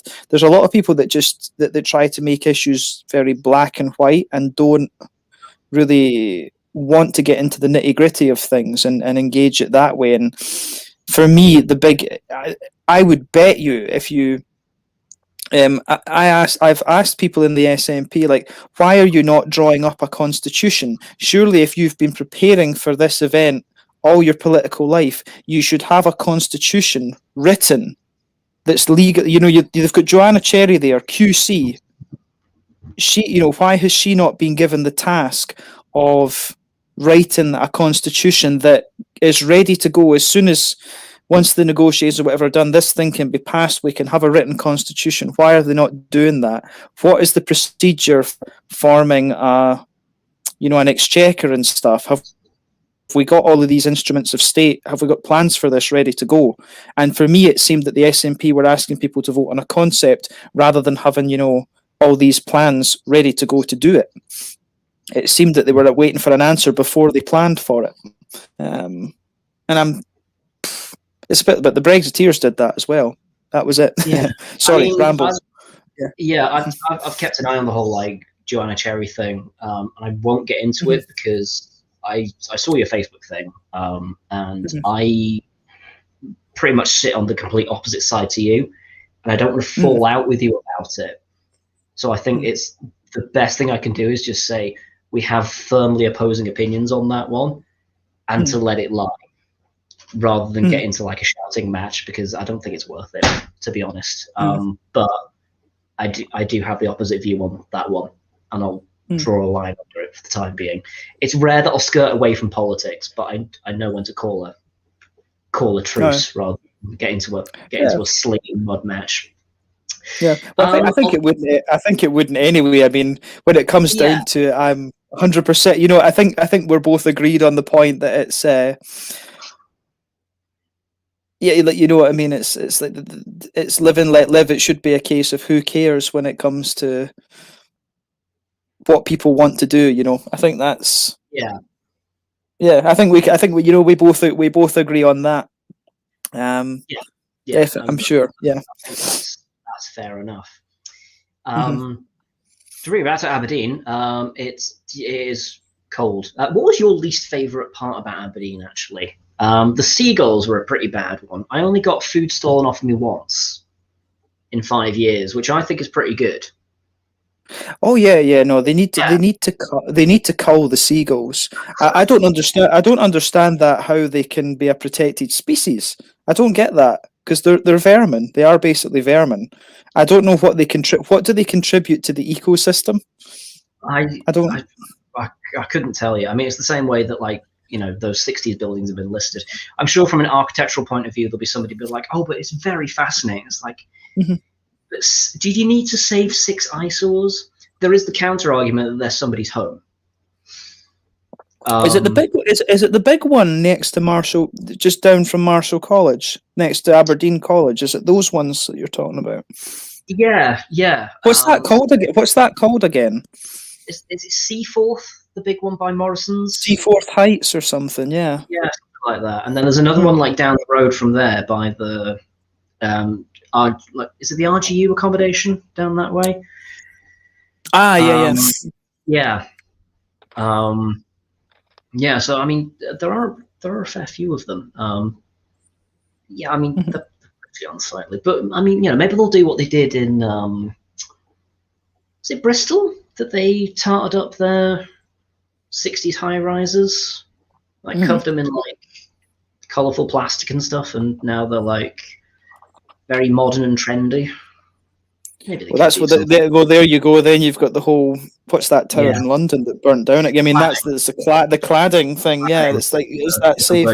I mean, that's a common thing actually. And if you go to East Germany, the former East in Tallinn. So actually, I don't know, but I can't think. I was in Tallinn recently. I mean, in quite a few of the in Germany, at least in East Germany, they've done that. They've sort of made them a bit more colourful, and Yeah, a bit more interesting. Well, that's mhm. something they've tried to do with like the Scottish scenery as well, in that they've done like art installations and stuff like that to try and make them a bit more visually interesting, I suppose. But I mean, I never had much of an issue with like how Aberdeen looked. I don't know. Maybe I'm just like, I mean, I come from Stockport, so by comparison, anything looks good. But yeah, I never had much of an issue with like the Aberdeen skyline. I quite liked living there. I didn't leave it on terms. A battleship grey, but they're pretty awesome. Yeah, it's like, is it gunmetal grey or ocean grey? I think it's one of the same. It's not. It's maybe like this grey behind me. My sofa's grey. I'm surrounded by IKEA sofa grey. Maybe we can call it that. Yeah. Apparently, grey is on the way out. Apparently, it's had its day as a neutral colour. I don't really know why I'm talking about colour coordinating. I do miss Aberdeen. I mean, this whole thing with the marsh. What was it? Union Terrace as well. Oh yeah. Apparently, they're not sinking it anymore. Because I was speaking with somebody who currently lives in Aberdeen, and apparently they're planning on making the middle of it into a car park or something. Ah, okay, because which sounds horrendous. I mean, I often, just humour me on this. I always thought one of I was like, with Union Terrace, I was like, look, you've got the road and the railway. Why did they not put like a concrete casing over that, right? You could turn it into, you could have that into a sort of civic square sort of thing, like they had the idea for, build a nice new staircase down into the park, something like this, and leave the historic park alone. The little archways on the hotel side of the thing. Turn those into like little, turn those into like little cafes or something like that. Do something with them. Yeah. Yeah, I don't know how it would affect the building behind, but dig under the road or whatever. Put in supports and do something like this with it, because I mean then you keep the historic park and you've also got something modern on the other side. That would make sense. You could put like a few, you could do so. That to me that would make sense. That would be a logical thing to do with it, rather than just rip out the historic park and take it up. Yeah. It's like it baffles me with Union Street Gardens as well, in that like they.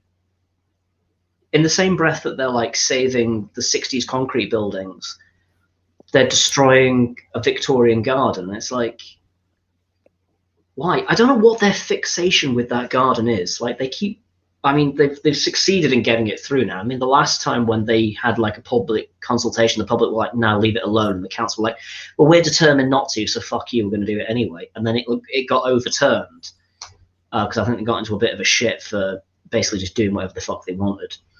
And they've given it a few years, and now they're going ahead with it. It's a shame. It was a nice public space.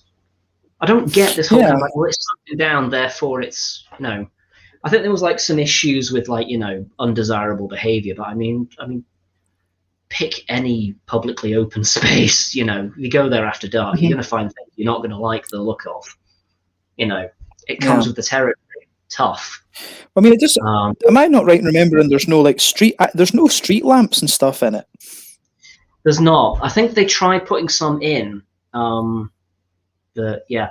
I've broken the seal, so I'm gonna quickly need to nip off if you're all right, holding for 2 seconds, or if you need to head as well. Like I get that, but I'm gonna need to. No, it's all right. I'll chill. I mean, I'm quite happy to chill a little bit longer. I guess the other guys might come on a wee bit later or something. They may well do, yeah. Or I could even do like a part 2, depending on how it goes. Because I'd imagine most of them are actually checking out Harry's stream and being good friends, whereas I'm doing this. But yeah, I will be back in, let's say, 90 seconds. Let's see how I do. I'm trying to think of what I can babble on about. The best sour you ever had. 90 seconds on the clock. Go. Oh, the best. Now, this is a good This is a good question. Let me see. Now I need to go and look through the videos about this and see what the best sour is. That's maybe a good thing. If you're watching, comment and what are your favourite sours? What are your favourite sours? So when I was home this time, I kind of went to town on the Vault City stuff just because, well, why not? You know, why not? I think I reviewed like 9 beers or something from them. But yeah, I also had one brewery, and Harry and I from Blue Nose Beer Reviews. He and I talked about this, and we were talking about how would you say, Wild Beer Company. I mean, they back in the day they had some absolute crackers, some just absolute beasts. And yeah, no, it was crazy just to see that they seem to have almost disappeared. They seem to have almost just kind of disappeared from sight in a way. So yeah, it was a bit of an unusual thing. So yeah, let me know what have you guys had anything from Wild Beer Company the last little while? There's also another Scottish sour beer brewery that's popped up as well called, is it Acid Brewing Cartel? I want to say Acid Brewing Cartel from Glasgow.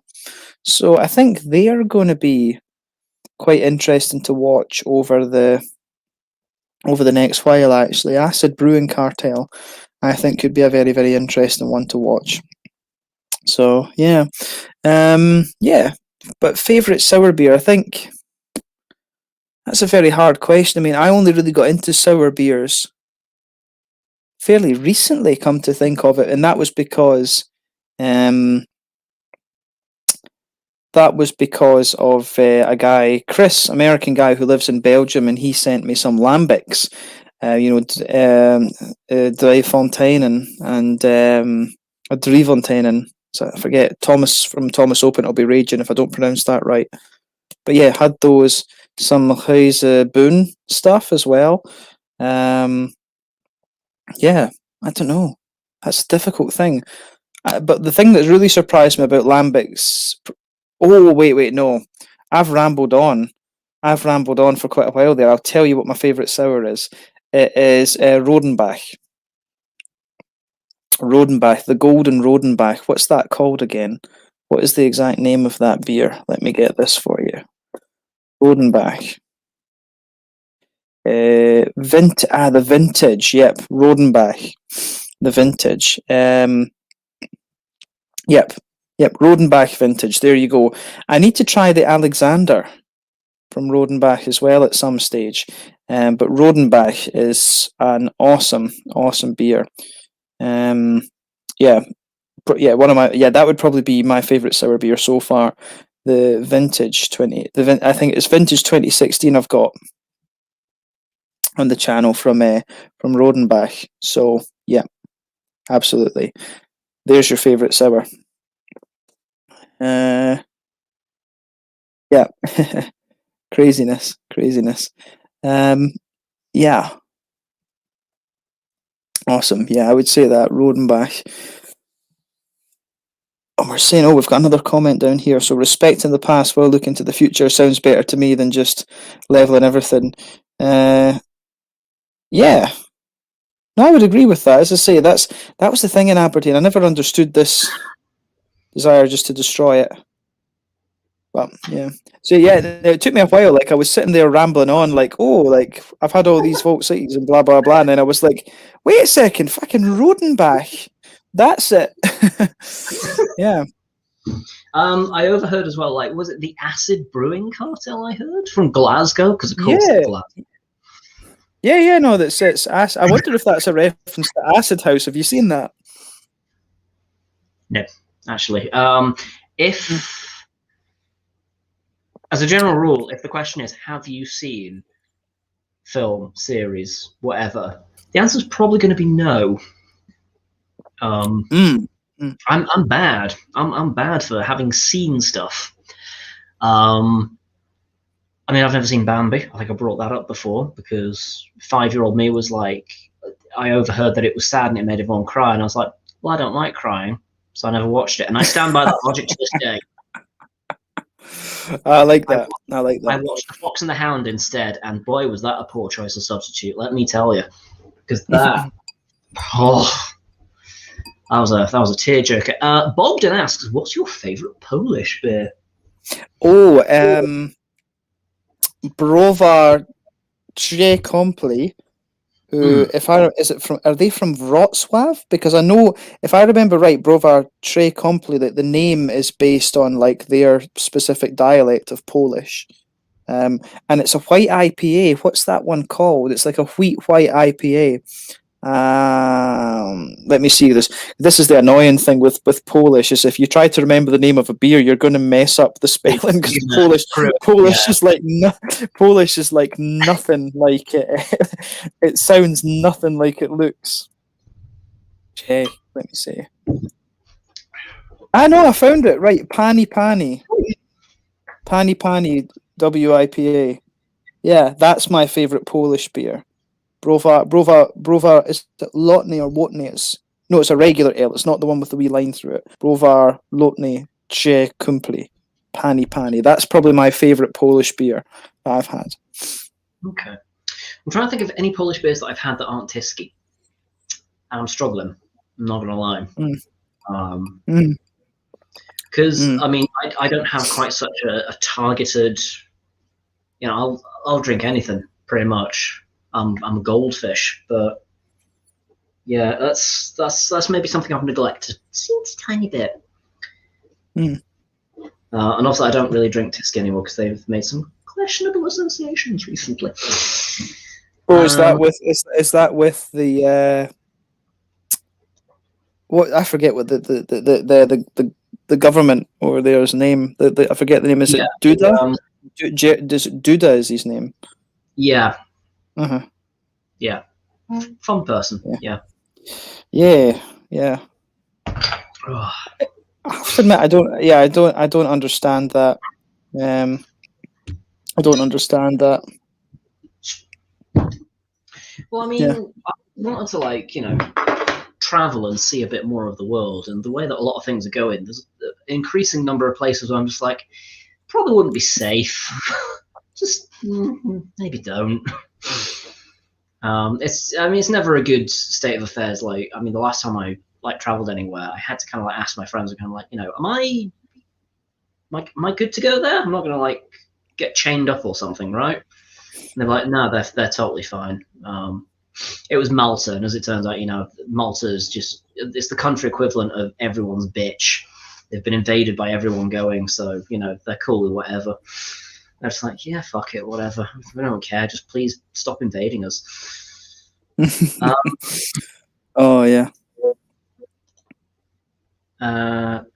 Piss. Thank you, Bogdan. Is the name of the part right? What would that stand for? Polish.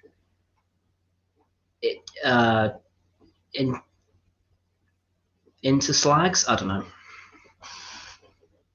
I mean, it'll be in Polish, won't it? So that's definitely not right. But I don't know. It's probably people quite angry. I've cracked open another beer, and I'm gonna. This was the one that I started off the stream saying that it's probably one that not many people have come across. You may well have heard of it, James, but Cairngorm. They are available in supermarkets in Scotland. I've not seen them south of the border.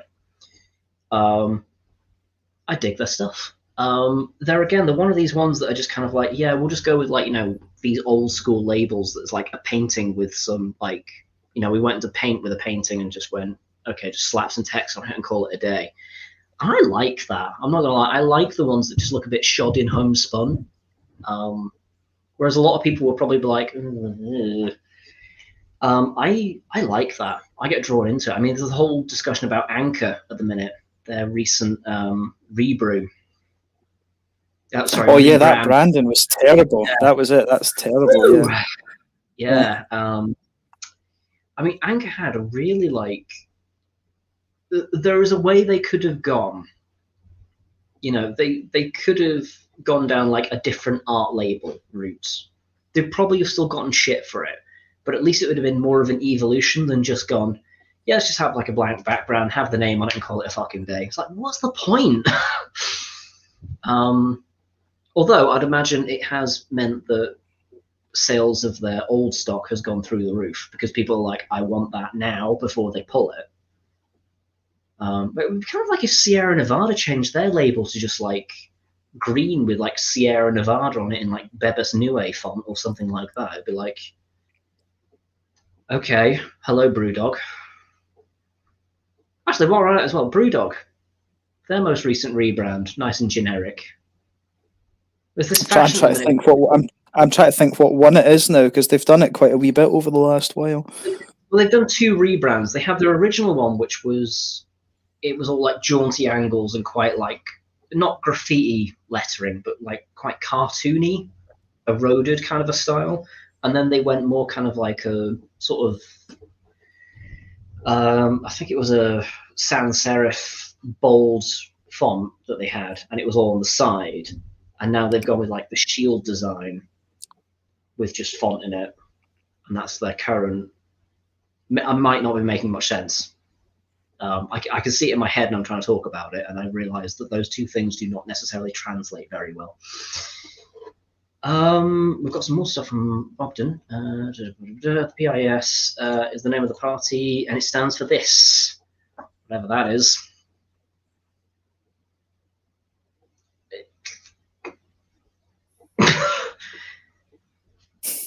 I'm a simple English boy. When I try and I want to try. Let's see. When I try and speak with people that don't speak my language, I just shout. I just get louder and slower, and that's my way of translating. I have to admit, like, I love the challenge of trying to like pronounce Polish. It's like Polish is just mental. So what would it be? Prawo i sprawiedliwość. Is it? It's Hugh at the minute, isn't it? That's he's doing a Russian course. Hugh loves a bit of he loves a bit of Eastern Europe. He's also got handball at the minute. He's one of the people that I've seen. He recently did this means nothing to anyone else in the audience, I'm sure. He's been on one of the streams. In fact, he was on the inaugural stream, which is what I will forever call it because it sounds fancy. He did a thing on Facebook recently about how to do a line clean on your home bought ale pub. Because to me, as someone who's done thousands of line cleans, it's second nature. I'd be like, all right, cool. It's end of the week. I need to, flush out the lines. But obviously, to someone that's bought it and they're just kind of like, oh, let's just pump it through. It might not even necessarily occur to them. It might occur to them that they need to clean it, but they don't know how. So they might be like running fairy liquid through it or something, being like, yeah, that'll do. Being like, no, you need to use fairly dangerous chemicals. So I fear for people that have, installed it in like their carpeted living rooms and they're now having to deal with like indicator line cleaner. It's like, let me tell you, that stuff stains. I have many a pair of trousers that have alopecia as a consequence of line cleaning. It makes them more distinctive, but also limits their resale value, as of the fact that I've worn them, to be fair. But if you could have any drink in the world right now, what would it be?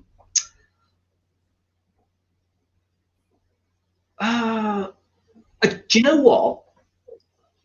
I'd be tempted to say Ardbeg 25, but the actual answer, genuinely, is if I had the choice of anything, I would want to try some of Lindor's Abbey's whiskey, because it's just recently been legally classified as whiskey, and you can't get your hands on it because they're wanting to age it a little bit more. But I would love to see what that's like at the minute, because I tried some of their aging liquid. Sorry, we're getting onto whiskey. And it really was fucking good. So that's what I would go for. If I was to pick anything, Lindor's would be top of the pile right now. And they're welcome. They're doing some good work by the looks of it. Just looking up where they are. Yeah. They're a lowland distillery. technically speaking, the oldest distillery in Scotland. They have the ruins of Old Abbey, where it's the first record of distillation was there. And they've had like a few kind of like whiskey Illuminati coming along to like proffer advice and give them. And some of that, it's going to sound sycophantic now, but somebody that I didn't know them before they worked there. I knew them once they worked there, and they were a person that was coming to my bar, and it was just like any other person. And somebody went, "Oh, by the way, this is so and so from such and such." I was like, "Oh, right, cool." And I was like, "Hey, we've got one of your things. Like, what should I do with that?" Because it was the aquavitae. Because most distilleries do as their first product while they're waiting for their whiskey. They decided instead to do sort of the predecessor of whiskey, which is this weird herbal liquid. It's fascinating stuff. I had no idea what to do with it. And I was like, what do I do with this? Who's going to ask for this? And I played around with it. I've come up with a couple of things with it, but I was like, okay, I see what they're going with, but at the same time, quite niche. And then I tried their new make, and I was like, oh, that's nice. That's really nice. And then over lockdown 1, the only tasting that I've done so far, like online tasting, there's been hundreds. The only one I've done so far has been Lindor's, because I wanted to try kind of like the in progress stuff. That's good. It is really good. So now I'm quite excited to get my hands on like the real stuff, because I know they're doing good work. Is my answer to that question that probably should have had a much shorter answer. Well, it's when you get excited about something, it's like, yeah. It is. You want to talk about it. That's the thing. You want to like rattle off a load of stuff, and you want your voice to be heard about. If I was kind of like, oh, Glenfiddich's wonderful because I've got hots for the brand ambassador, which is not untrue. I didn't know I was into older men before I saw Mark Thompson. I mean, when I was working at the Cafe Royal, they were like, oh, have you ever met Mark, the guy from Glenfiddich? And I was like, no. And they're like, oh, you'll like him. And I thought they meant, oh, we'll have like something to talk about. And they walked in, I was like, oh, you mean I would want to fuck him? Right. Fair. He's aged well. Yeah, so that was, they knew before I knew, which was strange. But yeah, maybe that was a bit too much information, but he's also a very charismatic man. He's also married, not that that's ever stopped me. What? Oh, he's fabulous. You think he's fabulous? No, I think he's hot. There's a difference. Okay. Fair dues. It's all good. Yeah. Yeah. But anyway, back to the question. Any drink in the world right now, what would it be? Oof. I don't like these questions because you know what? I'm like, my head's full of shite that I can just never. Sorry, did you just listen to the last 4 minutes? Oh yeah. My head's the same. I dare you to try and make a bigger ass of yourself than I just did. Like, feel free. The arena is open, my friend. I would say I love a good a good Scotch ale or a good Doppelbock. Old Parochial from Tempest, or perhaps the Eiche Schlenkerla. One of those two. Ooh, okay, interesting picks. Mm-hmm. I love a to be honest, maybe I would lean towards the Schlenkerla Eiche because the Schlenkerla Eiche, because it's a Doppelbock and it's a Rauchbier in one, so that's 2 of my 3 favourite styles. So maybe it just shades the Tempest. But then in fairness, the Tempest, it does actually have smoke malt in it as well. It's got peated malts, which is just as good as Rauch malt. So that's a very difficult choice. Old Parochial or Schlenkerla Eiche. That's a very hard decision. I've been meaning to get my hands on 160 shillings at some point. So I'm keen to try. Track your house. Go for the track your house. Okay, all right. Because I've been. I'll let the cat out of the bag. Not next month, not the coming Monday, but the Monday after is 50 years since decimal currency was introduced in the UK. Oh, okay. planning to do a video, which will be happening, and I plan on launching on the 15th, although if I get it done early and I get very excited about it, I might release it early because I tend to do that. I did that with the most recent Brewdog video that I did. I was kind of like, okay, I want to launch it on this day, and I was like, no, I'm giddy about it, and I let it go early. It's many years ago, I did a video about pre-decimal currency, just because my parents are of an older generation than most people's parents my age. So they remember decimal day. Well, I should say my dad remembers decimal day very well, and often rants about it. So he would often kind of like talk to me about, do you know how many shillings are in a pound? And I was like, no, Dad, because that happened. That stopped being a thing 20 years before I was born. I do not know about that, Dad. No. And he kept asking me throughout my adult. So one day I just learned it. And I was like, and he was like, do you know how many shillings are in a pound? I was like, 20. It's like, oh, how many pennies? 2.40. How much is a half crown worth? 2 and 6. It was like, okay, never ask me again. I was like, right, that's done. But I was like, I can't think there must be many millennials that know how many shillings are in a pound. So I was like, oh, bit of. So I've always been meaning to like go back to that, and I was like, well, how can I make it relevant now that I'm doing beer, like a drinks channel? The shilling system in beer. 80 shilling, 60 shilling, 160 shilling. It's still a thing in Scotland. It doesn't mean what it used to. And I'm not going to give away what it means because otherwise the video becomes invalid. The history behind it is interesting. It's probably not anything that anyone wouldn't be expecting, but it's interesting. So I thought doing it on the 50th anniversary of decimalisation would be a bit of fun. You might want to do an 80 shilling on the 15th. I'm just going to put that out there. Actually, I do have one from. I do have one from Pojala.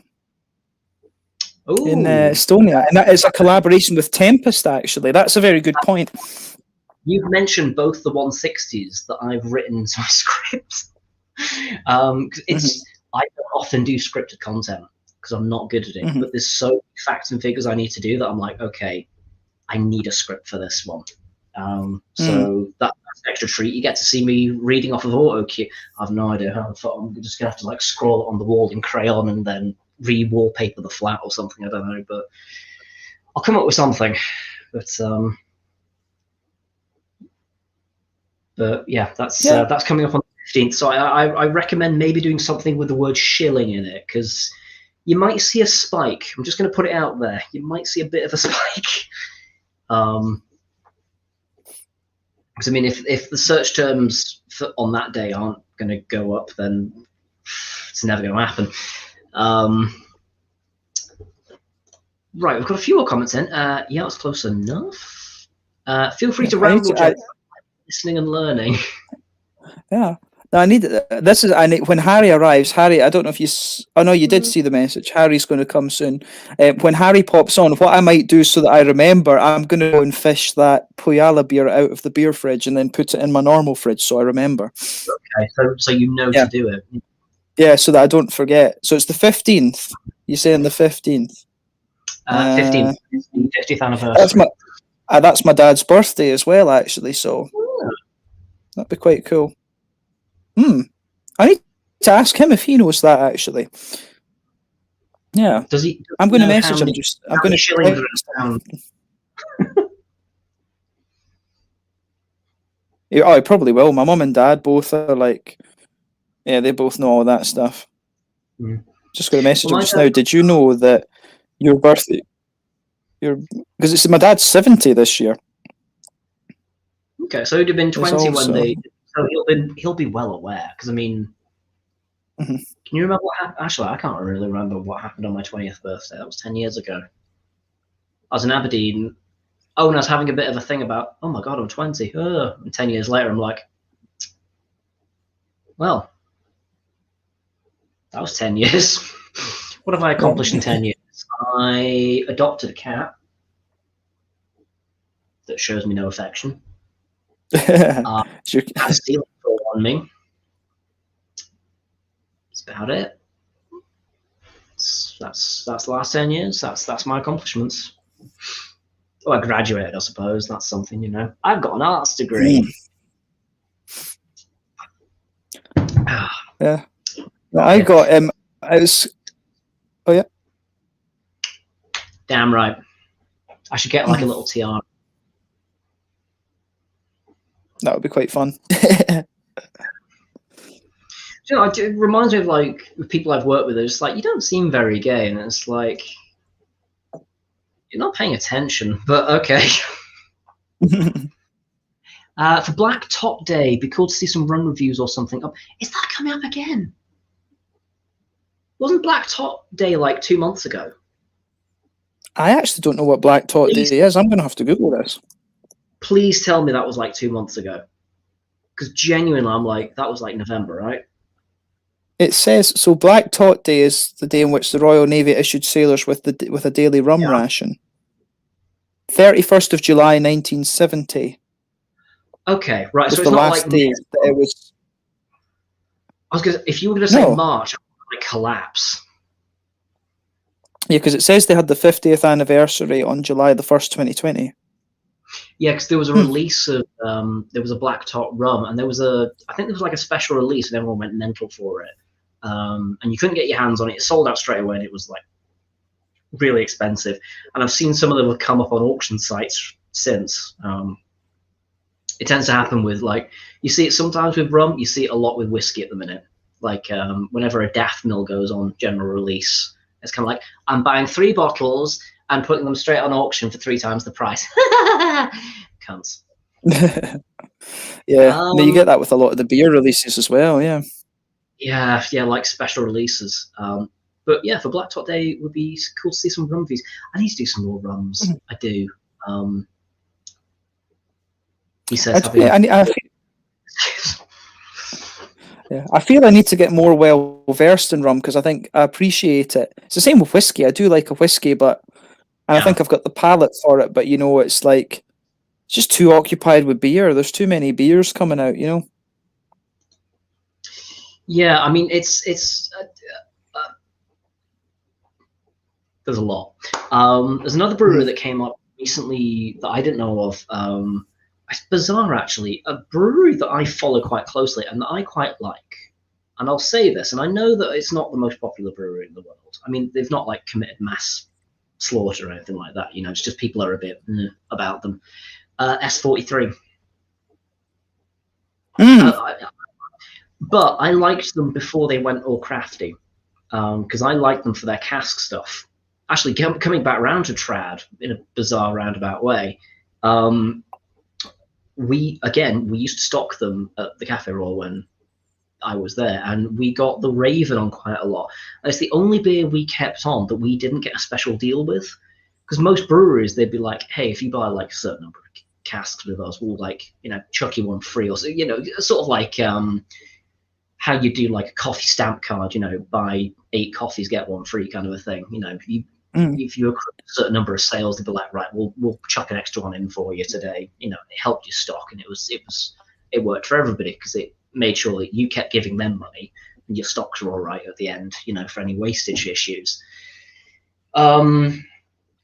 And you know, that was like a contracted thing. It wasn't like, you know, kind of like a, you know, oh, you chuck us a couple of quid, we'll give you an extra. You know, it was all above board. Everyone knew about it. It even went through on like our paperwork as like a free cast, but it still went towards the stuff. It was a bizarre system. But anyway,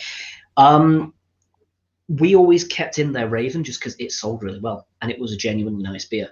I can't think of the last time that I saw any of their traditional ales or cask ale offerings, and I genuinely really miss the Raven ale that they used to do, and I wish they'd bring it back.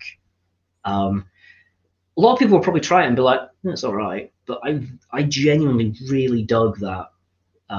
It was a milk stout that they did. I really liked it, and I miss it. But anyway, to get to the bigger point, Play Brewing. They're one that came on my radar. They came on my radar last week, and this week they started doing a collab with S43, and I was like, that's weird. I wonder. It's just strange. I would have learned about them this week if I hadn't learned about them last week. It was one of those moments where I was like, that's a bit odd. So Main reason, Middlesbrough. I think so. Yeah, the main reason they stuck out for me was Yeah. Hmm. beautiful retro style labels. Like if nothing else, I've not tried any of their beers yet. I'm keen to, but from a purely aesthetic point of view, I love their artwork because I love like all sorts of like just retro stuff. Like any kind of like old school. I mean, just as an example, which I can reach over here and get. One of my more recent purchases is this book. So I think that tells you Oh, everything. okay. This this is a fan publication in response to the 1975 Fanny Craddock Christmas programs that are available on iPlayer. And it's a sort of a part spoof, part recreation of this booklet she had out back then that you can't get your hands on anymore. I just love kitschy shit. I mean, what is going on here? What is going on? It's like kind of like It's like Santa's gone a bit crazy. like no one in their right mind would do that now. Mm. It's like bizarre on drugs mind frame that existed for about 10 years. Maybe they were listening to a bit too much Focus. Maybe. I know. It's just that weird. I mean, one of the most famous things I think Fanny Craddock did in terms of food, other than like completely slam Gwen Troke, is banana candles. Oh, okay. Yeah. They're cocks. Oh, okay. I have no idea. If you look at banana candles, you'll just get a banana diorama of a penis, pretty much. But they're candles. They're not candles. And a few people have like read into it that it was a deliberate thing to make food more sexy. And it's like, I think she was just a bit too stupid, to be honest, because she put in like one of her magazines as like something for the kids to do, and it's like, okay, okay. There's some really weird stuff out there. Definitely some weird stuff. It's just craziness. I mean, some of the stuff that you see from like the 70s and 80s and stuff, you're just like, where did people get these ideas? Oh, shit, I filled this too much. Oh, blimey. It's fine. It's only Coke. A Cola. Well, Pepsi, isn't it? It's not even Coke. Yeah. Yeah, it's like the avocado bath sweet. Who thought that was a good idea?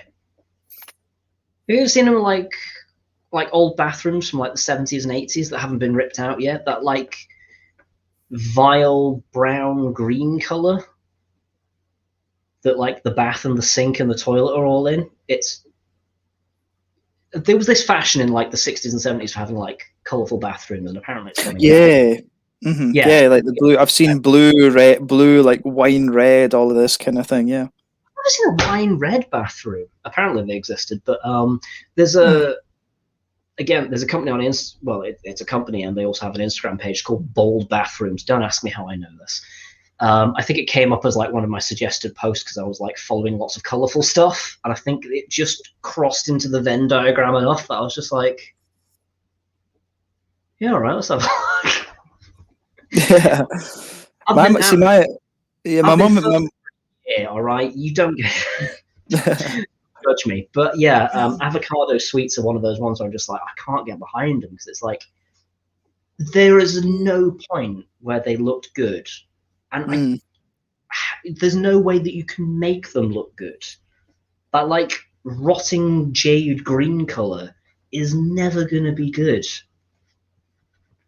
but apparently it's a thing. So, I mean, it's one of those like objective things, isn't it? I mean, I like some fairly ugly looking stuff, but I can't get behind that. I'm just like, that's actually too far. You're objectively ruining your bathroom. What are you doing? I'll stick to a bile yellow toilet, thank you very much. Yeah. I mean, the thing is, I'm just laughing because my mum and dad just got a new bathroom at home, and it's like a square thunderbox. And I'm like, why a square one? Like, What? it's like, it's just like, yeah. It's just, I don't know why. Like, you sit down on it, and let's just say it's difficult to avoid skid marks. It's like, I don't see the point in the toilet where it's difficult to avoid skid marks. Surely as well, like the last thing you want is corners in that situation. Yeah, and I mean, it's the other thing as well. Is surely the most optimum situation is where you've got the highest probability of ghosty. That to me, I think that's the best one, is when you've got the highest probability of ghosty. So yeah, it's just crazy. It's craziness. Yeah. I don't know. Oh dear. But yeah, no, it's the bathroom's actually lovely. Apart from that, I'm just confused by the thunderbox. Yeah, it's just one of those things where it's like, okay, interesting, interesting choice. I can maybe understand if like, the outside was, but then the inside was. Yeah, yeah. I'm sure it looks pretty until it's used. Yeah, of course. Yeah, it's. Yeah, I think it is quite a nice bathroom actually. But my mom and dad are just going through that phase. They're like, oh, we've not really done anything with the house in like 10 years or something. So they're going through a phase of where everything gets done. So yeah, they're just doing that. But I think my dad will never retire because he's just. I think it would be bad for him to retire because he would just. He's just used to working basically, and my mum's just at that point where she's just kind of tired and things. So it's the way to keep themselves occupied. Yeah, give them something to actually do. I mean, my dad was talking about getting his bathroom done recently because he's had like the same bathroom for the whole time that I've been there, and it was inherited from the previous occupants who hadn't done the bathroom for 20 years. He's been there for 30 years now, so everything. A 50-year-old bathroom, yeah. Pretty much, yeah. I mean, like the existing bathroom suite got ripped out 10 years ago when the bath snapped. Because again, we used to have like a blue bathroom, a nice, tasteful shade of blue, and it was very peaceful and lovely in there. And then it all got replaced with white stuff because you couldn't get a blue bathroom anymore. So they were like, well, rather than have like a white bath and then like blue sink and blue toilet, we'll just replace the whole lot. And then over time, like my dad's 75 now, he's gonna be 76 this year. And his movement in the last like 8 months has quite dramatically declined. It's like all of his age hit him at the same time. It's like, oh dear. Okay. So we're talking about things that would be easier for him to use. So we're finally talking about ripping out the bath and like getting like a walk-in shower and stuff like that. It's like, oh well, I could get like so and so down the street. And I was like, no, get a proper person to do it. And it's like, well, maybe we could get like so and so to do it. It's like, no, get an actual like if you hire an actual like you go to B&Q and say I want this put in. Can you arrange work? They will get an actual legit person to do it, and it'll be done inside of a day. If you get some mate you used to know from somewhere that's down the street who's friends of what's, you might be, they might come in, rip the bath out, and then go, right, I'll see you in a week and put in the shower. You don't know what they're going to do. They could just piss off. Don't do it. Yeah. My dad's guilty of doing a lot of that, where like, he'll be like, oh, so and so from such and such. Give them 50 quid, they'll do the job. And they do a half-assed job, take the money and go. And then 6 months later, when they've put in a bath, suddenly the fucking floorboards collapse or something. You're like, oh, I'm in a crypt. What's going on? So I've actually had to talk him in. It's like, no, spend a bit more money and get the actual job you want done doing. Spend some money on yourself for once to do that. It was weird that I had to talk him into doing that. But I think now he's like gone off and like he's starting to look at like bathroom suites and stuff, and he's getting a bit excited by it. So. Oh yeah, it's quite funny. You get parents in phases like that. I mean, I invest quite a little bit, And then I finally got my mum and dad, and I've got my mum. My mum was like, she was complaining that her ISA wasn't good. You know, you get like 0.5% if you're lucky on some of these things. And I was like, well, put it, stick it in some of these investment funds. You do the ETF funds, and they're very secure. So I was like, do that. And then, yeah, she's done it. I finally got her to do it. So hopefully, it's already growing because I use some of the same stuff. But it's things like that. It's quite funny how you can sometimes parents, you're like, yeah, do this. They won't listen to you for ages. Then finally they do it, and they're like, oh yeah, you're like, yeah. Yeah, I mean, mine's the same. Like my dad's gotten to the age now where like he's talking about, you'll inherit like the house and stuff, and I've just been like, if you spend like all your money on like, I don't fucking know, like a home cinema set or something, if it gives him some enjoyment, because I mean, he's not having a very comfortable time. I mean, he's been in hospital he's in hospital at the minute. This is his third time in like 6 months. Nothing COVID related. He's dodged COVID each time. COVID is besides the point. It's just other stuff that suddenly started creeping up. And he keeps being like, I don't know what to do. I'm not comfortable. I'm like, well, spend some money on yourself.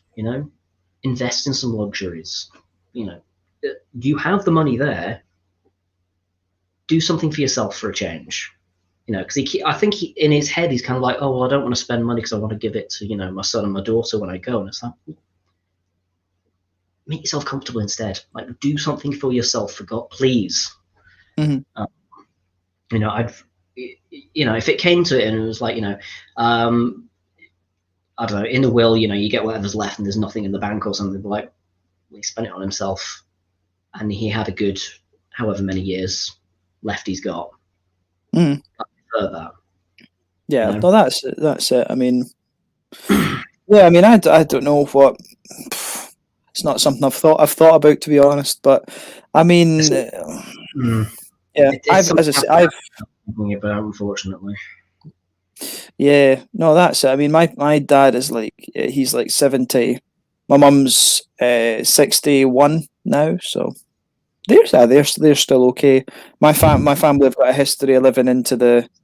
Well, my grandmother on my dad's side, she smoked like a chimney for about. Well, that must have been about 60 years, and she still lived to be 87. Some people get and it was pneumonia, and it was pneumonia. Yeah. And it was like my grandpa, he couldn't really hack that, and then so he just kind of went after that, and but he would have easily lived to be well into his 90s. He might even still be around just now, I would think. So that's it. It's just kind of how it goes, because he was very healthy apart from arthritis in one of his knees, very healthy. He never smoked in his life. He always said that I used to ask him, well, why did you not smoke? And he's like, oh yeah, my Spitfire didn't have an ashtray. That was it. That was his solution. Yeah, the Spitfire didn't have an ashtray. Fair enough. Yeah. Well, I mean, like my dad's always been like, I mean, his health's not always been great. I mean, he's always had like a lot of stomach issues, but like he's been outwardly, you wouldn't question it. You wouldn't say, this person's got anything wrong with him. And to a degree, that's been part of the problem, that he looks fine. So he's maybe not always gotten the help that he should have done, which is a shame in and of itself. But I mean, he was hospitalized back it was around about the time lockdown 1 ended, June, July.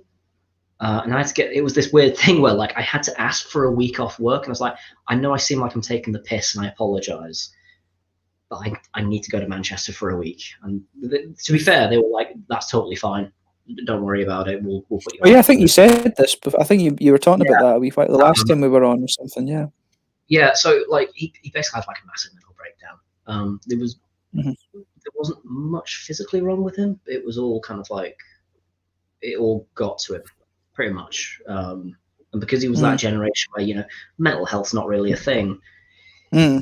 Talking to anyone about it, and then it all got on top of it, and then he was like, oh yeah, no, mental health is a thing. I was like, but once he came back from hospital, like I noticed like it's a really cruel comparison. Have you ever had like a family pet and you notice they suddenly just slow right down. I don't know. Actually, no, we never had dogs. Dad was allergic to dogs. Sister was allergic to cats. We never had anything. Yeah. It's the only comparison I can think of because it's the first time I've seen it in a person. Because everyone else that like has gone, they've suddenly just dropped dead. Basically, there's been no like kind of like, you know, oh, the slowing down a bit. It's just been kind of like, oh, I'm fine, bang, done, kind of a thing.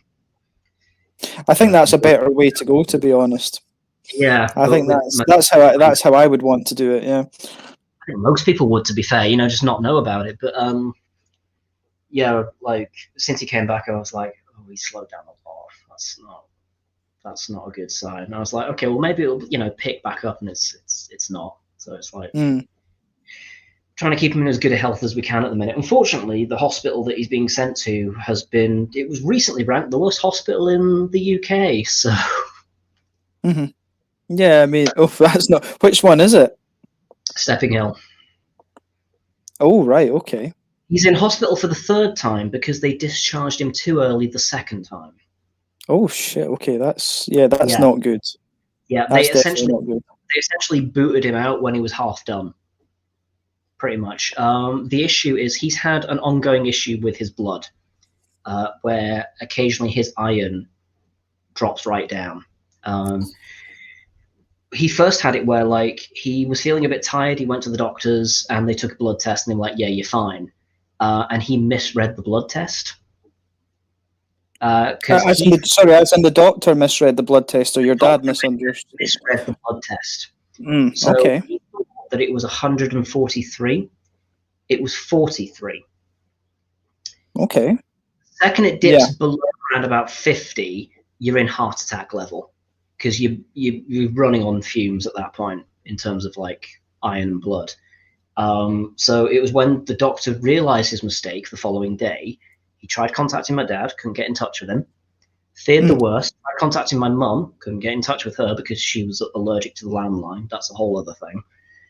Ended up phoning my sister and being like, you need to find your dad right now and get him to hospital. And he was like, what's going on? I was like, find him, get him to hospital now. And that was when like they first sorted him out.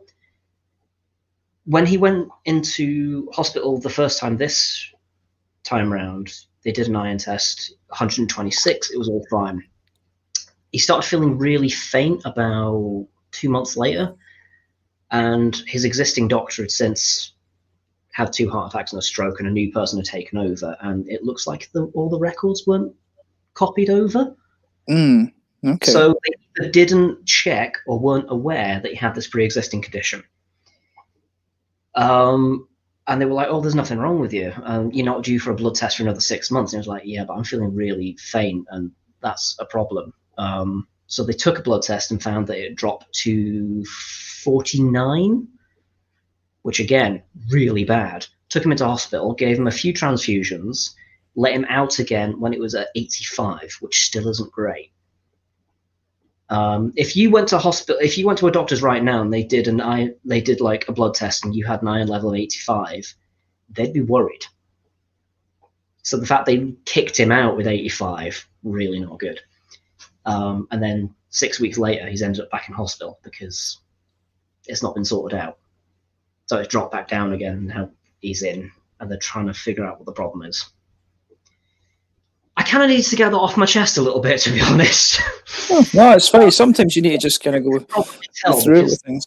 It's been a ping pong tournament of fuck-uppery for the last 6 months, and it's not because he's already getting on a bit. You know, the last thing you want to be doing is fucking around with someone's bad health the way they've been. Yeah, so I'm not surprised they've been named the worst hospital, because from our experiences, they're really not good.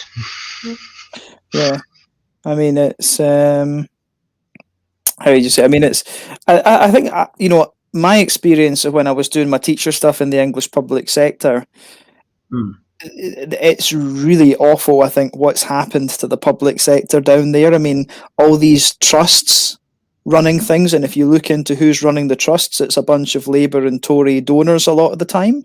It's just like, I mean, we had that at the school. The two schools that I trained as a teacher in, it was like they were both. The second one in particular, they were.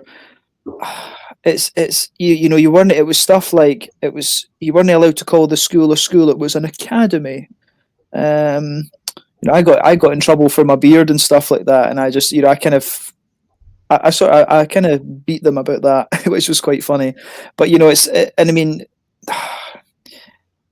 it is that whole. I don't understand. As I say, I don't understand the sort of dynamic that's going on in there, because you've got doctors and nurses in the Scottish NHS. Yeah, the doctors and nurses are under pressure, but I think in England, you've also got a government who's not supporting the health service and stuff, and in the public organisations as they should.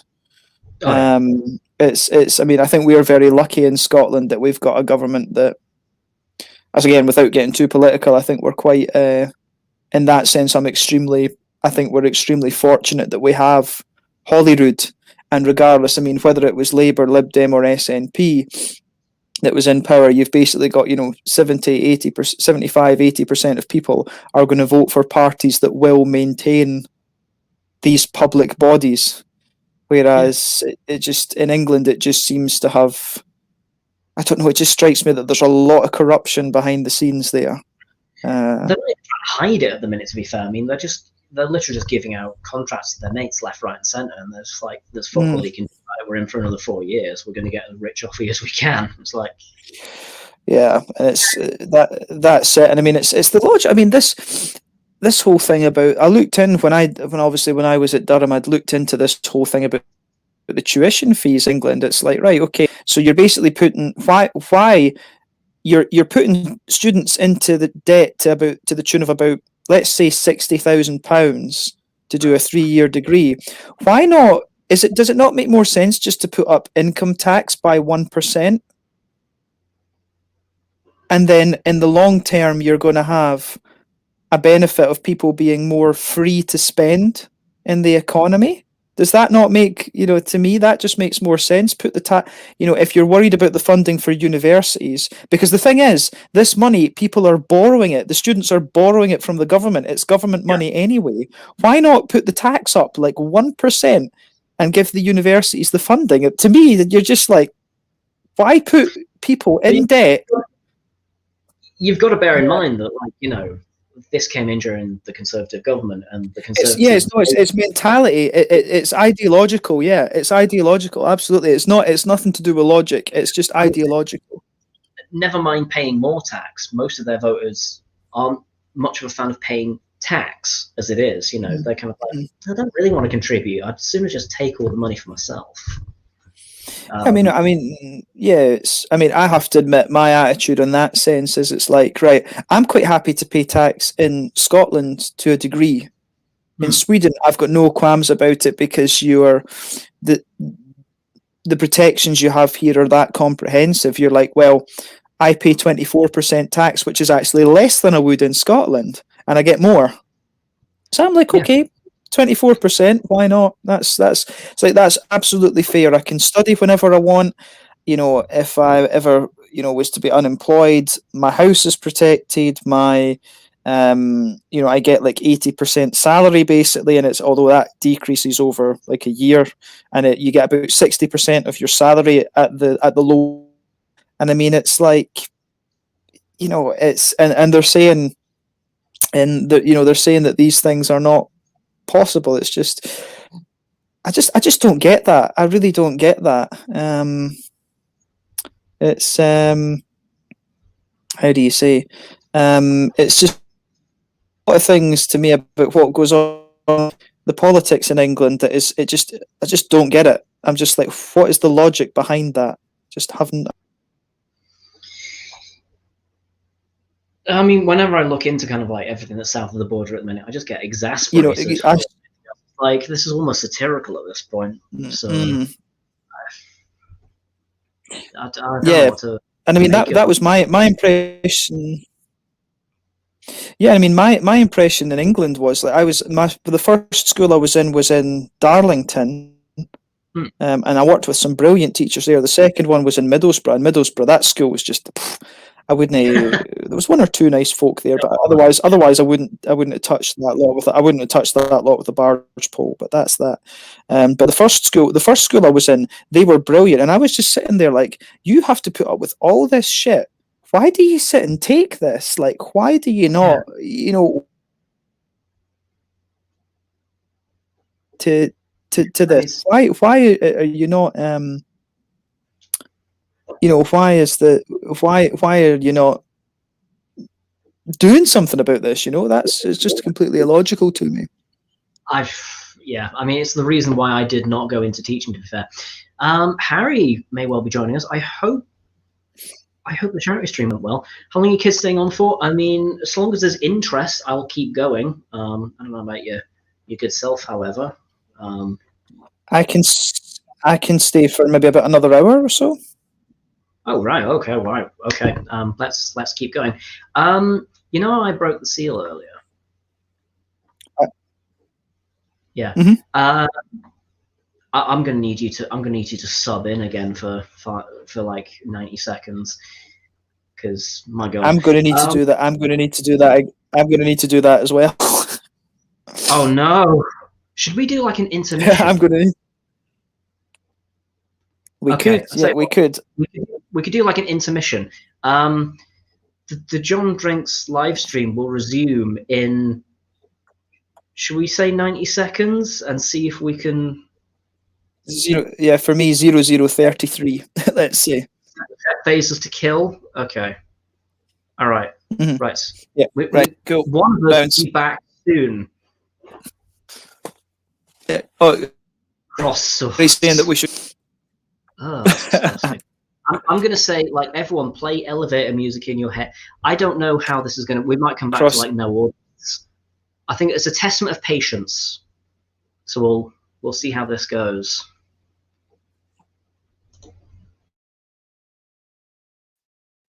Yeah. Well, the thing. Well, I very quick piss, wash hands. Let's do it. Okay.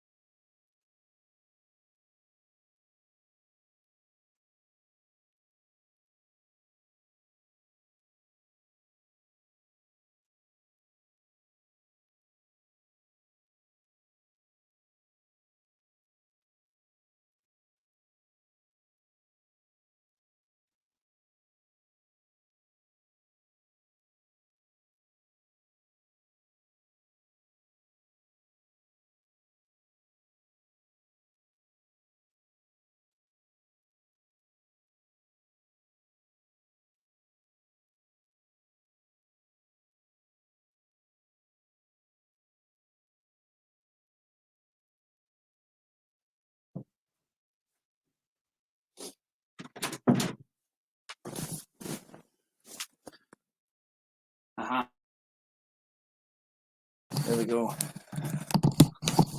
Okay, well, there we go. Right, still watching. Okay. Are you based in Poland, or are you in Edinburgh or something? Let me see.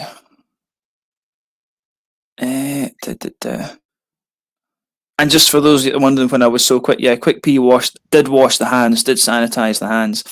I found a cat. Okay, go. Meow. Is it your cat though? It is my cat. It's not just some random cat that came through. I mean, I live a weird life, but still. Hey. We used to have this in Aberdeen. Did you ever, I used to stay in Ardmuir.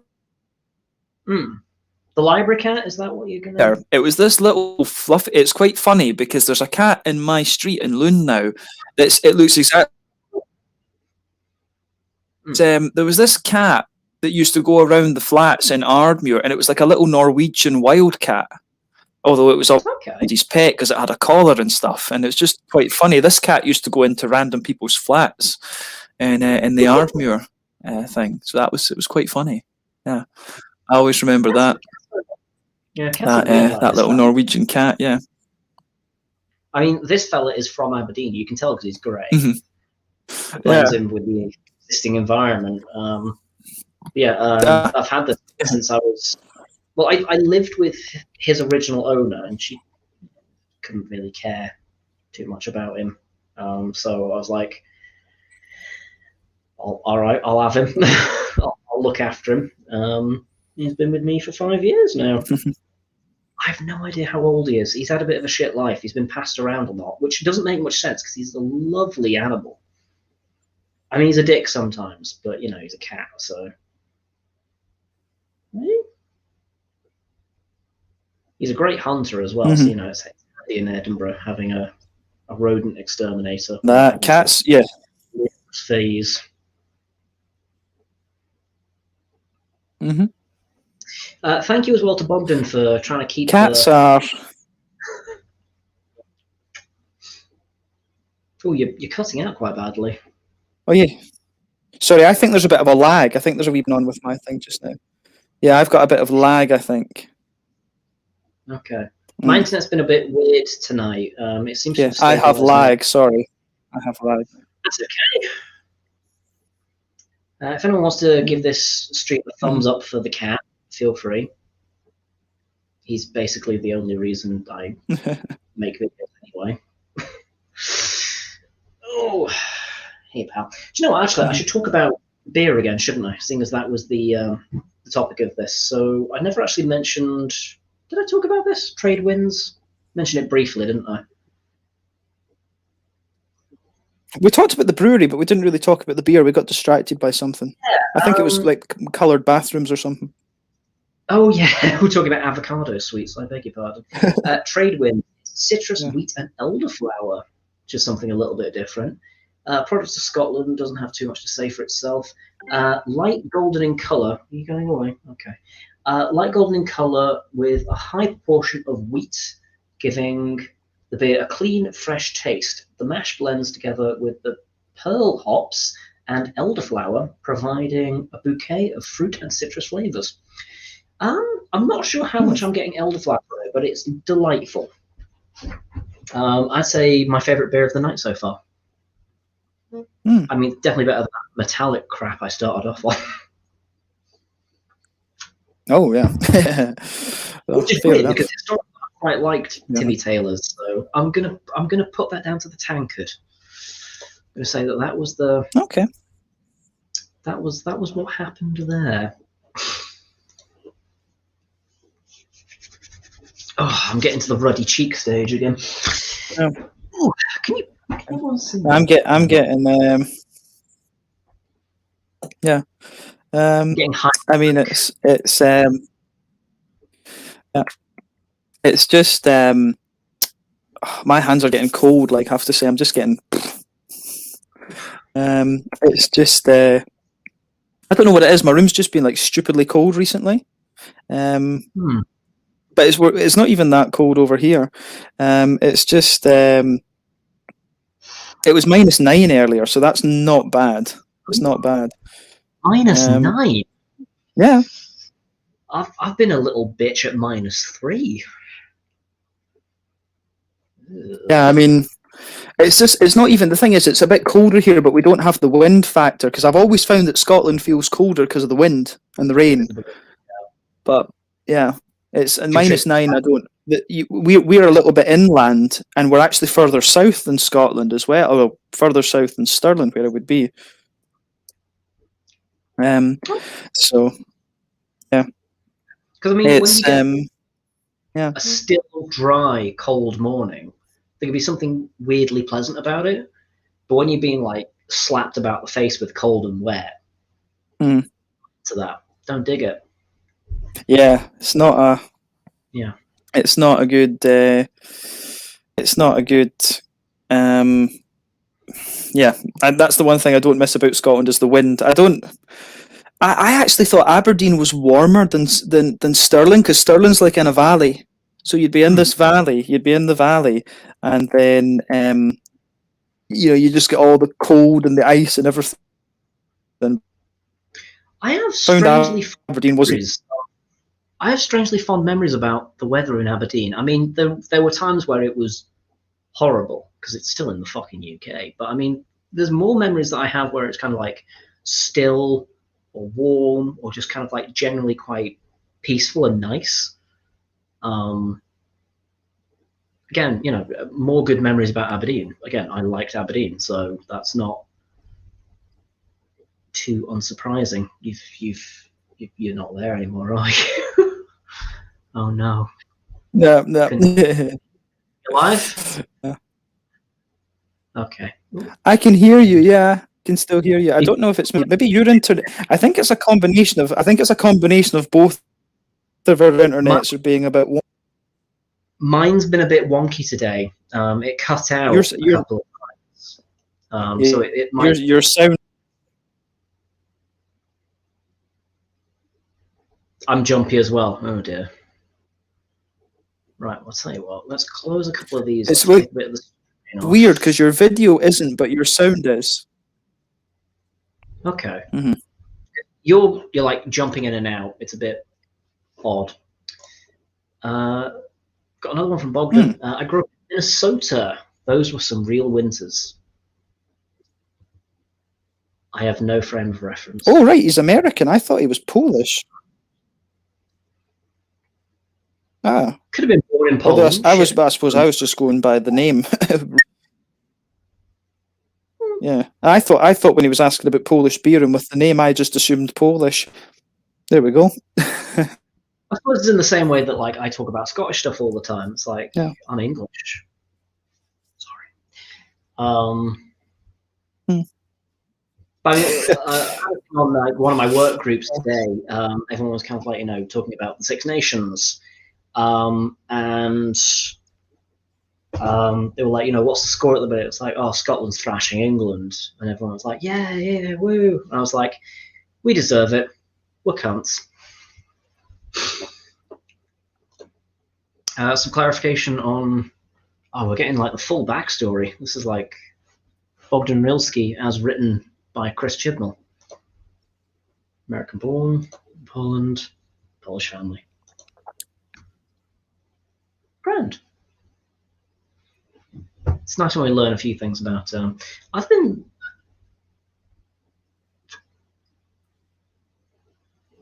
No. I'd have thought that, and it weirdly disappeared off my head. That's strange. Never mind. Oh, he's gone again. So. Oh, there we go. I think I can hear you. Okay. Yeah. Okay. All right. Well. Yeah. Okay. It seems to be okay.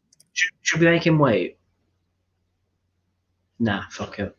Well, actually, you can't see him anyway, can you? So, there we go. Is he ready? Oh no, he's got none. Yeah. There we go.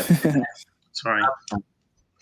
The most internet can't tell if it's me or what's going on. So you will be the tiebreaker to tell which of us has internet problems. If you're having problems, it's me. If you're not having problems, it's him. It's always James. How did the stream go? It was really good, really good. Yeah, we raised as of the end of it, we knew that we'd raised £1,500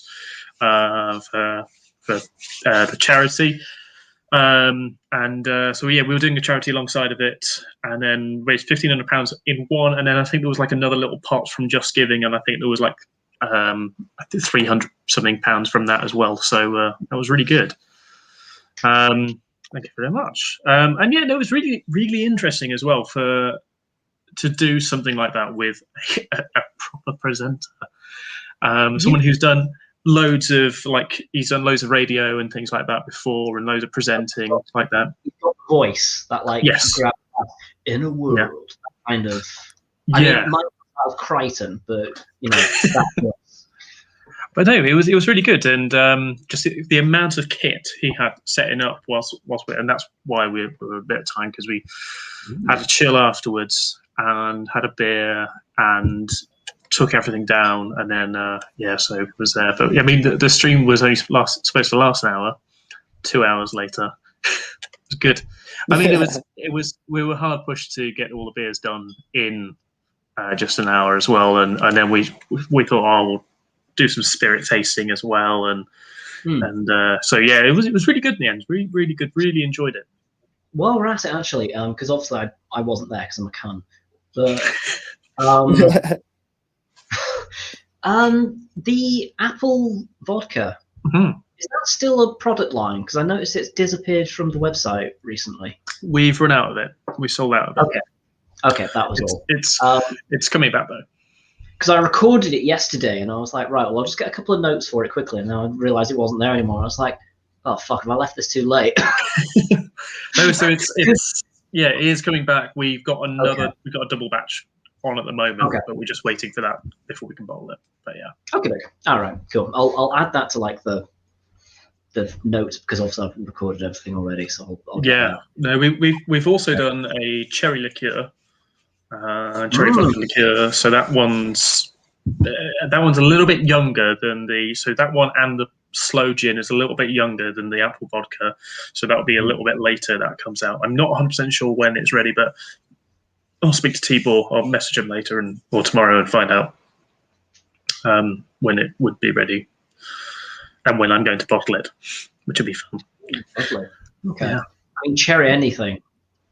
Yeah. I'm not sure of the ABV of it. I think it might be a little bit lower, because the slow gin was around about 27%, I think.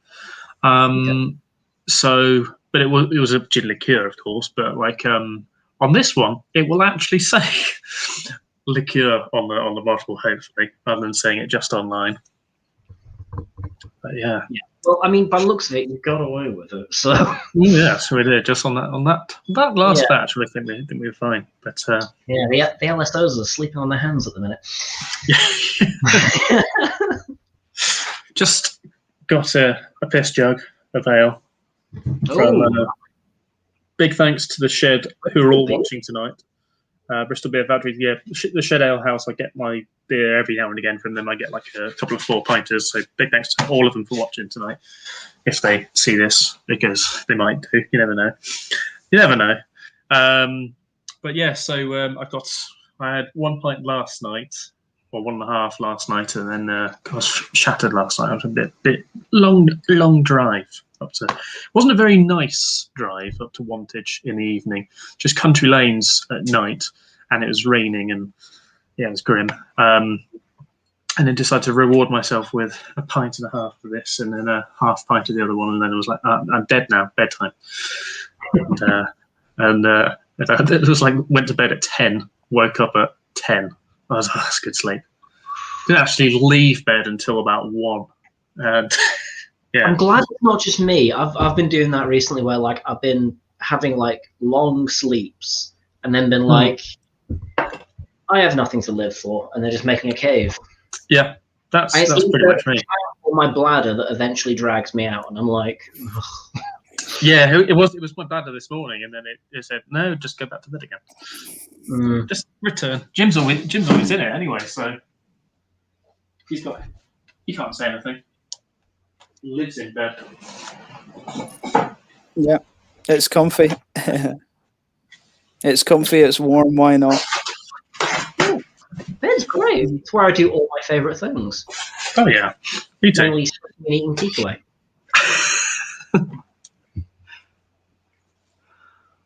Yeah. Sorry. So no, this is really nice. Though this the Optimist from Bristol Beer Factory. So Bristol Beer Factory, like they're the OG brewery in Bristol. The OG craft brewery in Bristol. I understand the whippersnappers that have sprung up since. Yes, there have been. There's been the New Bristol Brewery. Like, well, we could create it, be nice and creative with the name. No, let's just call it New Bristol Brewery. Where are you going to be based? Bristol. Okay. Why are you called New Bristol? Because we're new. Cool, fine. All right then. And then there's Wazaba. There's more. There's Lost and Grounded.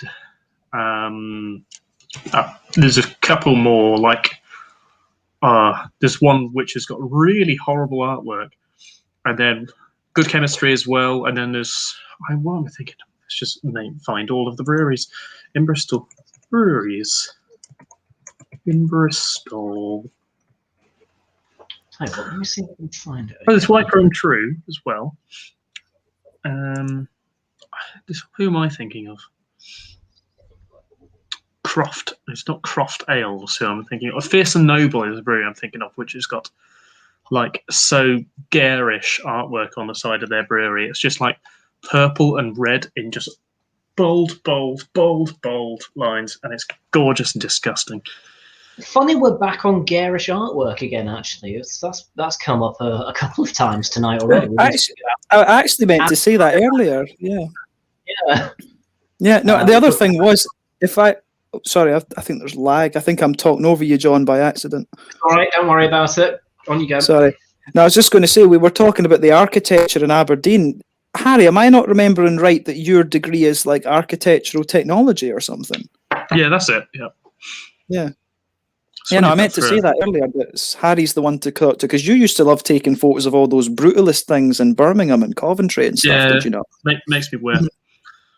How do you feel about Preston Bus Station? Oh, yeah, it's gorgeous. There's actually tomorrow I'm going out to go and take some photos of bunkers tomorrow. Oh, bunkers and pillboxes and stuff like that. So I'm going to go on a bit of a shoot day. I haven't had the camera out. I'll do a lot of it probably on my phone because I haven't had my camera out for a very long time, and I don't trust that it works because I knew there was an issue with it before. But so yeah, I'm going to be going all down on the Kennet, River Kennet, and there's quite a lot of old World War II pillboxes and things. But then I have found there is a bunker nearby, and I'm speaking to a friend about trying to get into that, which will be difficult. This is actually a comment that came up earlier on in the night, about an hour ago. But I thought it's such a good question. Harry, what would yours be? We've covered our already. Dragon soup. I've got some. Well, isn't it? No, I've got some. I'm not in the mind. I'm not in the mindset for a dragon soup now. I'm kind of in the winding down. I'm either in the winding up or winding down. And dragon soup would definitely be the winding up. Proper tea and beer form. That's what you. Yeah. Yeah. No, I just want a cut. Well, right now, Imperial Stout, just a good, solid. And I've got plenty. Good solid 12%. Yeah, 12 inches percent Imperial Session Ale. Yeah, that's my idea of a good night. And 5 of them all at the same time. Yeah. Okay. There was a comment as well about any good breweries in London, but for some reason I can't track it down properly, and I don't know why. I think I'm just being an idiot. But Pressure Drop. We mentioned. Did we mention Pressure earlier? I can't really remember. Oh, hang on. Brick Brewing. Yeah. London. Cheers. Something about rum. I've heard some good things about. Well, Brick I know is good. I've heard some interesting things about Affinity Brewing Co. Okay. So they're starting to appear on Instagram a little bit as Affinity, but I haven't tried anything from them. I wouldn't really. I don't know. Go down the Bermondsey Beer Mile. What's really of interest down there anymore? Partisan, not for me. For Pure, yeah. How could you say that? They have a strawberry pale ale out at the moment. I'm good. I really like Hamilton, actually, of the Hamilton beers I've had. I thought they've been quite good. There's another one which now it's not. Now I've found it a few times on Instagram. It's probably not going to appear in my adverts. Wrong way. You find it. How do I do it? Search. How do you find your followers? There, that one. As soon as I get some, I'll let you know. Oh, there we go. Here we go. Merakai. I think they're in London. Merakai? Merakai? They might not be in London, actually. I might just be talking out of my rectum. Okay. Yes, we are answering questions from an hour ago. Yes, you're welcome. Doesn't say where they are. No, they're in Worthing. So, yeah, they're not in London. I thought they were in London because of the things they said. Yeah, London's kind of like a malignant tumour. It just spreads every year. Yeah. More and more of the south is part of London as time goes on. Soon enough, Bristol will be like a borough. Cardiff taken over. Spreads like a horrible disease. Yeah, no, to be fair, though, it's kind of like, we get a $5 for our caravans, it's fine. Daffodil? Yeah. There's some London brewery, some London German style draft house. I think that's it. Is that it? No, might be. I mean, I thought that pretty much all London breweries had been taken over by big boys at this point. I thought part of the reason why you went to London in the first place, you were like, I want to be assimilated in the arse. Oh, German Craft. I think that's what it is. Yeah, German Craft. I want to check these guys out now. They brew just like German lagers. Ooh, okay. Where? They're in Mayfair. Oh. Of course they fucking are. Of all places. They're based in Mayfair. And I was really close to them one day, and I thought, when I was with Tash, and I was like, oh, I really want to go to them. And then I was just like, yeah, we had to go to fucking Harry's Bar or something instead. And just spend a ridiculous amount of money on a fucking Negroni, which I didn't even like. It's a very bitter drink. It is that's why I like it, but it wasn't a good one. Yeah. I like it. Well, what I like is Campari soda is my thing. It's weird how easy that drink is to fuck up. I've done it myself, and I don't understand how I've done it. Because it's equal proportions, sweet vermouth, Campari, gin. Now, obviously, there's some variations when it comes to the gin and the vermouth. Yeah. But I think I'd had one. Where was I? So I was over. I think I was over the road, and I had a Negroni, and it was fucking awesome. I don't know this part of London, but it was like, where was it? It was like Bond Street around there. Anyway, so I was in this other bar over the road, and we had like a Negroni in there, and then like a whiskey sour as well, because it was just drinking cocktail nights, and really lovely, both of them. And I think they were probably, each cocktail was central London, it's gonna be fucking expensive, but it was like £10 or something, £11 per cocktail. And then we went over the road, and for a fucking Negroni in Harry's Bar, it was like £14. I was like, so it's either this or or like a beer, which I'm going to pay £7-8 for, like a 330 bottle. No, so I just get something that will do the job, and it was ridiculously expensive. okay.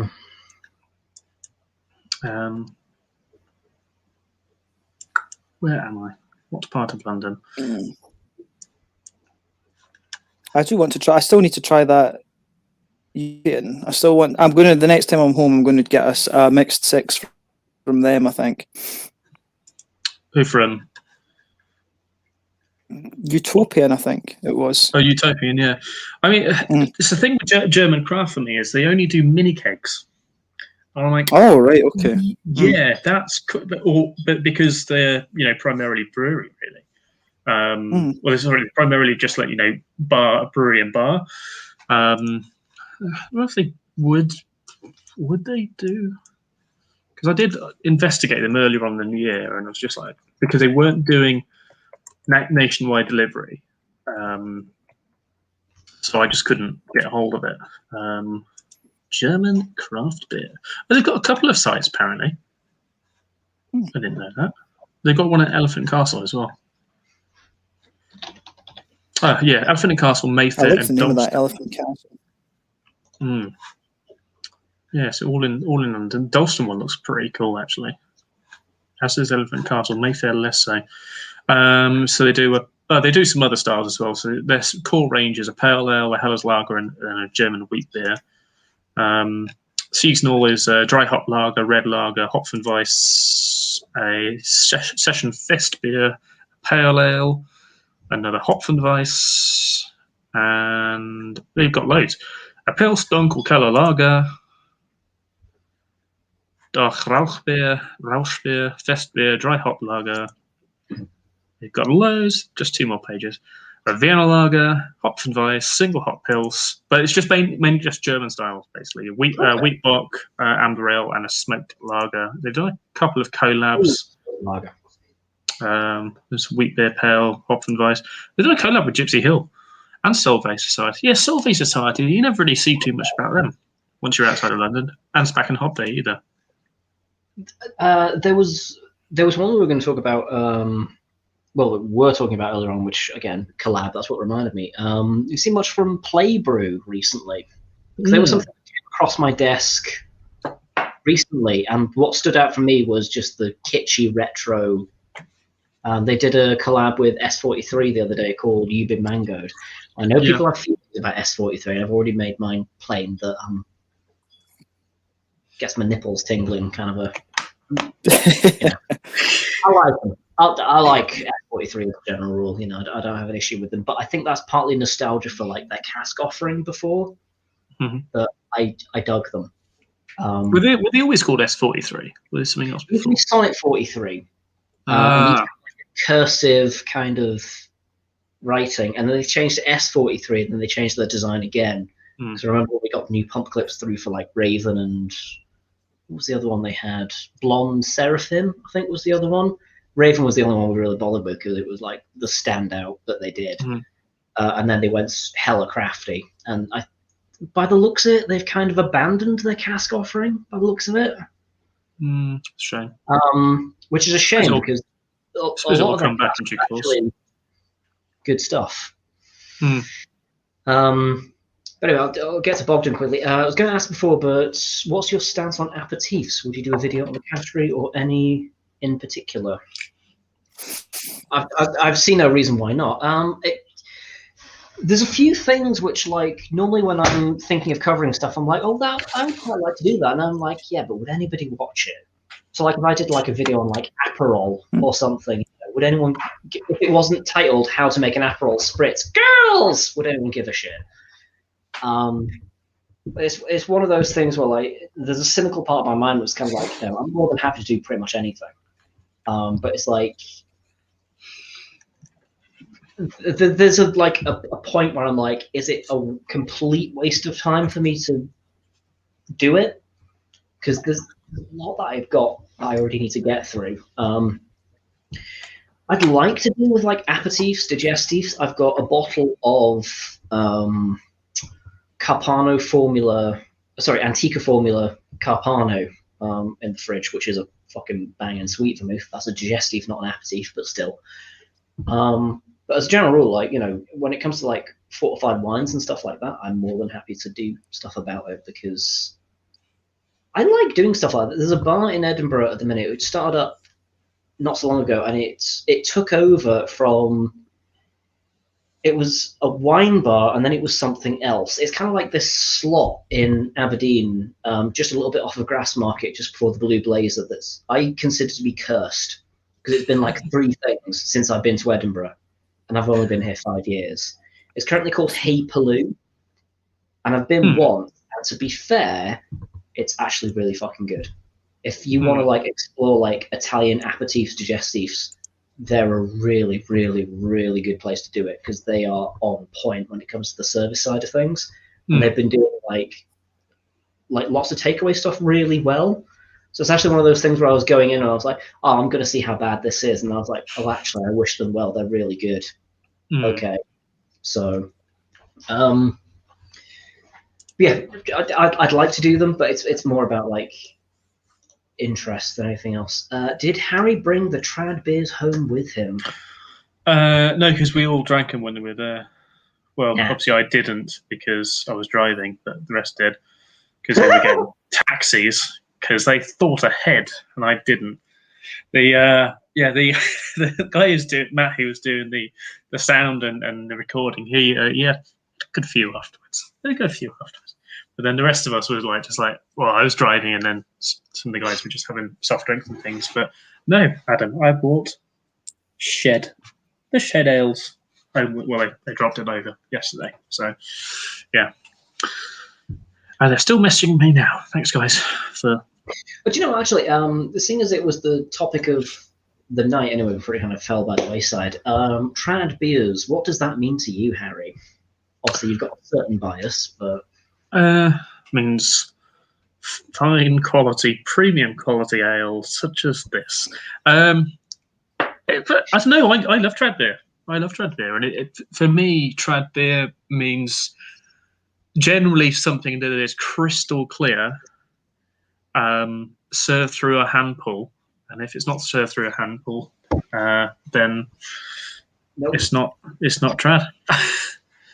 See, I have to admit, the thing that always put me off the bitters and stuff like that is I just didn't. I don't know. I got into beer in Germany, so I kind of got more. I just kind of went with the lagers more, to be honest with you. Although, in fairness, it was my first proper exposure would have been the brew dogs and the bobbin. Some of the stuff in the bobbin, the Orkney brewery and stuff. Yeah. Oh yeah, yeah. Mm-hmm. I must have served you at the bobbin at some point, James, because I was there for like 2.5 years. What years did you work there? What was it like? Your later years? It was 2013 to 2015. It was when they got that manager in who was an absolute cunt. Ah, right. No, because that was towards the end of my time. Because at the start of 2014, that was when I was sent to Germany to research.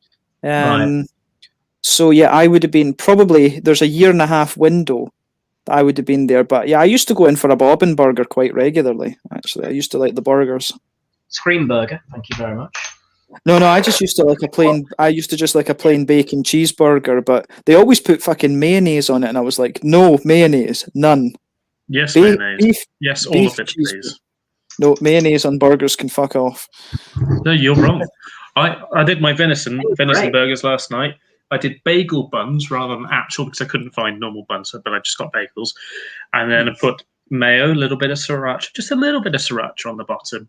And then straight flat, because I did it on a flat top patties of venison burger. Literally no fat inside them. Oh, venison burger would be nice. Topped it with a bit of cheese, a bit of mature cheddar. Lush. Well, I mean, through your work, you get occasional supplies, don't you, when it comes to Bambi? Yeah. Oh, yeah. You guys have started selling meat, I've noticed. Yes. Well, we started doing... Well, we've done meat for all the time. We've always done it. But because there is like a charcuterie on site, but it's kind of semi-open because it was very seasonal last year. And then we've just really started pushing it now. So we just thought, aside of the business, it did like the charcuterie. What happened was it was the original brewery, which was like a 10-barrel brew kit, one side of the road, and on the other side there was nothing. There was like an old farm and all, kind of knocked down, tumble down stuff, generally used as like a farm kind of yard area. And then a decision was made. You know what? We're going to move over the road and move all the new brewery over the road onto that side. And then put a distillery there and all forms of other things available on that. And that's where we work now. So what they did was the old brewery, they turned that into the charcuterie. It's like a butcher's up the top of the hill. The problem with it is there's not very much passing trade where we are because we're kind of in the middle of two villages, but there's a far better road to use. We're on the top of the hill, and there's one down the bottom. So what they decided then is we now kind of just use that room, that brewery, because it's got all the freezers in there. So all the meat comes up, and once after the butchers, after it's been butchered properly, then all the meat goes into there in the big freezer rooms. And then every now and again, when we need it to sell it, we bring it over into the brewery, into the brewery shop, and it's sold from there. But generally, things for wholesale are all kept there. But then things for the brewery are, well, things for the brewery shop are kept within the shop, and then any kind of bulk meat is kept on a separate site as well. So yeah, but we started doing loads of meats, and I've kind of really got addicted to venison. I like Bambi. It tastes so good. Venison is good. Bambi does taste nice, yeah. Rudolph tastes nice as well, actually. Oh, I bet. He's I the mean, German one. It, but I was talking to Hugh, and Hugh was talking that he had. I'm sure it was Hugh. I love Hugh. Is hilarious, man. The guy cracks me up. He's good lad. Yeah, I love Hugh. Hugh's hilarious. Just he was saying that his mum just randomly gave him like a bear steak. Oh dear. Okay. Did he not question where it came from, or his mum's a barrister? Oh right. Okay. Maybe Thank you very much. Maybe it's just. Payment. Well, I suppose she's got. I mean, if she's a barrister, she's going to know some interesting people to source these kind of things from, isn't she? Yeah. No, I think those that are I know from my dad that those that are in legal circles, some of the things you get to see and some of the people you get to meet can be quite interesting. Bear steak, though. Where the fuck would you get that from? That could only happen to Hugh, though. It just wouldn't be, Right. There's just some, how you say that some stories just fit certain people very well. Yeah. Having a bear steak is Hugh all the way. I mean, if I'd ever eaten a bear, I would assume they were making a very personal question. It's like I would never think. Do you mean the actual animal? Yeah, but I mean the thing is, they get hit by cars and stuff, and it's not in Yorkshire. Not in Yorkshire. Oh, in Yorkshire, yeah. I mean, I guess it's probably. Yeah, I mean, it's and that's the thing is, and some people, like the city people in Australia, will complain if you eat kangaroo and stuff like this a little bit, and it's. But in the countryside they get scalped by cars and trucks all the time, and it's like, well, it's a bit of a waste, and it's a beautiful meat. That's it. It's like what was it? Giant tortoise, wasn't it? That was nearly to extinction because they're so delicious. Was that on the Galapagos or something when they ate them all or something like that? Yeah. A long time ago. Yeah, they were nearly eaten into extinction because they evolved to be too delicious. They had to be protected as a species. That's somewhere that I would love to visit, Galapagos. To eat the turtles, a tortoise. Fucking. I hate. I wouldn't eat the tortoise. No, I wouldn't eat that. But yeah, if it's got you wouldn't want to take a bite out of Blastoise, really? a bite out of a blast. I like that. Squeeze a shell and see what pops out. Yeah. Pikachu steak electrifying. There you go. Oh, that can sizzle for all I care. I've eaten quite a few Pidgeys and Pidgeotos and Pidgeots. They're crap animals. I've never tried pigeon actually. The nicest thing about the pigeon pie that I made was the gravy. It was a bramble gravy. It wasn't my recipe. It was on Good Food. Oh, the gravy was excellent. The pie could get in the fucking bin. It was not good. Like pigeon. You're not a fan? Pigeon, it was tough. It might be because I overcooked it. I would imagine it's probably because I overcooked it because it's my first time doing pigeon. But I followed the instructions to the letter.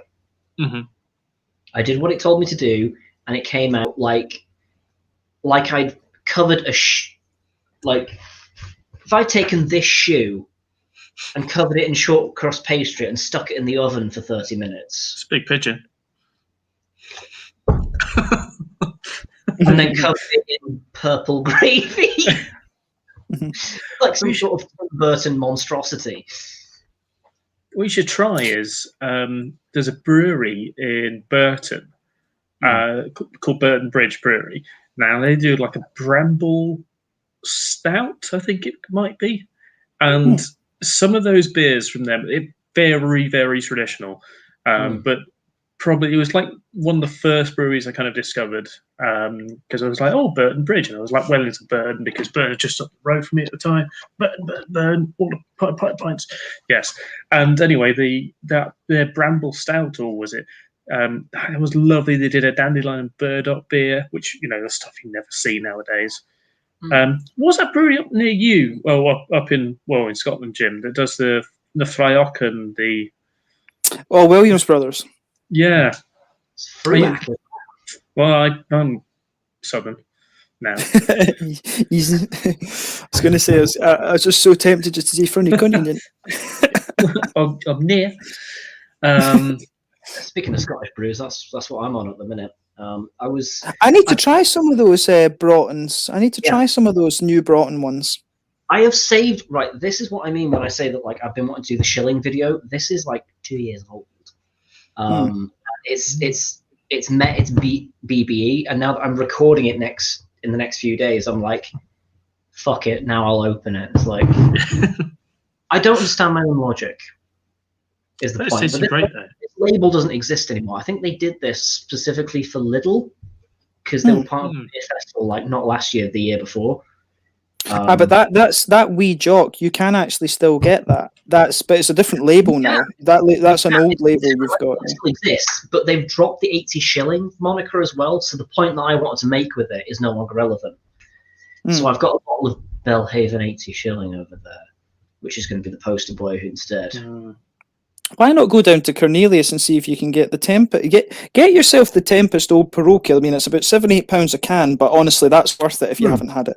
Trust me on that. Like, Old Parochial, I think, is probably the best Scottish brewed Scotch ale, along with the 160 from Tracker. I'll take a recommendation like that. I mean, addition of out, I'll take that. Yeah. If you can, it'd be quite cool to see that on your video, actually. And I need to remember, as I said, I need to remember to film that Poyala Tempest one, because I was actually going to do that as the last beer from the Estonian lot that I brought back with me. But if there's that occasion, like you say, I think that'll bring it forward. Yeah. And that's a point. Actually, I'm going to go and take that beer out of the fridge while I remember. On your pop. I'll titillate Harry while you're gone. Right back in a second. Do go on. Yeah, you know what? Funny, once I finished this, there's not really much left in the piss jug. If you don't know where piss jug reference is from, it's from Trailer Park Boys, where they have piss jugs. Let me move on to that next, which is Old Roger from Monsters. Old Roger. It's like a dirty little pleasure of mine. I love it. Yes, it's a strong dark ale. 7.4%. I've had this on cask once. I've had bottles many, many times before, and I think Rob actually did a video of it in honor of me because he was like, I bang on about it so much. And when I saw it the other day, I saw it in Home Bargain. I think it was B&M Bargains. I saw it, and I was like, oh, it's so nice to see that. And I was like, oh, why is it $1.89? Oh, that's too expensive for me. I'll only buy one. I think I put one, maybe two bottles of it because I'm used to paying about £1 a bottle of it. But it's just like, it's just such a nice boozy beer that's just slides down the neck. It's really nice. It's really nice. But like, I once found it on cask. This is how working class this sounds. I was in a pub in Worksop. You were in a pub for working class? Yeah. But yeah, no, I was in a pub in Worksop. I think we were going out for like I think it was like Christmas Eve or something like that, and we were going for like a meal somewhere, and we were like, let's just if I went to the local pub, closed. All right, fine. It was like lunchtime or something, and then we were like, oh no, there's that pub down, I think by the A1 or something near work. I can't remember what it was exactly. And then we're like, oh fuck it, yeah, we'll go there then. Bloody Hungry Horse, and I hate Hungry Horse pubs. They just like make me want to slit my wrists. When I delivered there in the past, just like kids running around and just nothing's clean. Everything, COVID is everywhere, and there's layers of it. It's a brick and mortar shithole, is what they usually are. I mean, just like you know, there's booths. They all stink of fucking random bodily fluids, and then there's like TVs. There's booths and there's TVs inside. I'm like, this is what you do at home. You sit and watch TV whilst you're having your dinner. What you do here, whilst you're in a fucking restaurant, is you talk to each other. That's what you do. It's a restaurant. It's not a pub. It's more a benefits crash, really, isn't it? Yes, yeah. They're just not nice places anyway. So I was in there and I was like, what beers they got on? Pedigree. It's because it's Marston's Own, or Pedigree, or got some random sours. Fuck me, they've got Old Roger. What the fuck are they doing having Old Roger in here on cask? Okay, I know I'm driving, but it's this one, mate. This one. But the artwork used to be different. It used to be a little bit more about Roger there. And now Roger's just left to the side. And I thought, okay, right, I'm supposed to be driving. Let's just have a half pint. And half pint was like, sip, sip, sip, gone, done. Like, oh, that was very nice. We'll just get another half pint with a starter. Just get another half pint, and then I'll be done. And then I was like, oh, another half pint. I was like, do I have to drive? No. Okay, cool, fine. A pint, please. Done. Have another pint, please. Done. And it was just so Moorish and so delightful. It was like I've had a couple of pints of Golden Pride before in a Fuller's pub. And it's just that sort of beer that just slides down, and you don't really have to worry about anything. Sorry to kind of change the subject quite abruptly, but I have like a few minutes. Just wanted to show you guys two things before I have to bugger off. Yes. This one. So Poyala Tempest, Glen Noble. 160 shilling, but my one is a little bit different. It's unique because when I did my filming at Poyala, N Parrell just took it straight off the bottom of the line. He said, "Oh, this is a Scotch ale. You're Scottish. Here you go." He just gave me it because normally it has a green wax top on it. Mm-hmm. So I got one before it was waxed, and it's got foreign on it. It's got the foreign writing. It's got your foreign writing on it, innit? They export to China. Yeah, apparently. Yeah. Because I thought it was obviously when I remembered that it had this on it, and I thought it was Japanese, and I looked at it again, oh, it's Chinese. I was like, oh, surprised. There's a pretty big market for anything Scottish at the minute. I mean, Pickering broke into I think it was the Chinese market. No. Yeah, it was the Chinese market they were breaking into because I was looking to do some work with them a couple of years ago, and they're like, "Oh, we're busy in China," and I was like, "Okay." I mean, back then it was like a team of like 9 of them, and they were all doing 3 people's work as it was, and then they were like suddenly going abroad, and it's like, "Oof, let's see how that goes." Alarmingly well was the answer. They've done good work over there, and they're reaping the benefits. Yeah. Oh. I mean, it's great. I mean, that's the weird thing is in Hong Kong, and I think you'll relate to this as well, Harry, is that you actually don't get any mainland beers down there. You don't actually get any of the mainland Chinese stuff in Hong Kong, which is really weird. I've got the occasional bottle of you'll see bottles of Qingdao around, but it's not like the primary kind of the brand. It's not like the big brand around there. If anything, it's more that you get like Hong Kong owned beers or imported beers, or then it's like Taiwanese beers. Taihu and stuff. But there's nothing mainland. I don't think there's. I'd be interested to see what craft brewing goes on the mainland. That was my plan if we were going to do that North Korea thing in the future was to go and do a little bit of mainland China first, because you need the visa to get in to go to North Korea in the first place. So that was the plan. I didn't have a visa when I went in. I went on a 128 visa or whatever the fuck it's called. So you get 128 hours or 124 hours or whatever. Oh yeah, you can go, like, it's like a transit visa. You're not allowed to leave the city and stuff. Yeah. It only just come in when I went, so it was really awkward trying to sort it when I was coming back in and out. But So as soon as they knew that I was in that, then they were fine. Yeah, no, that's it.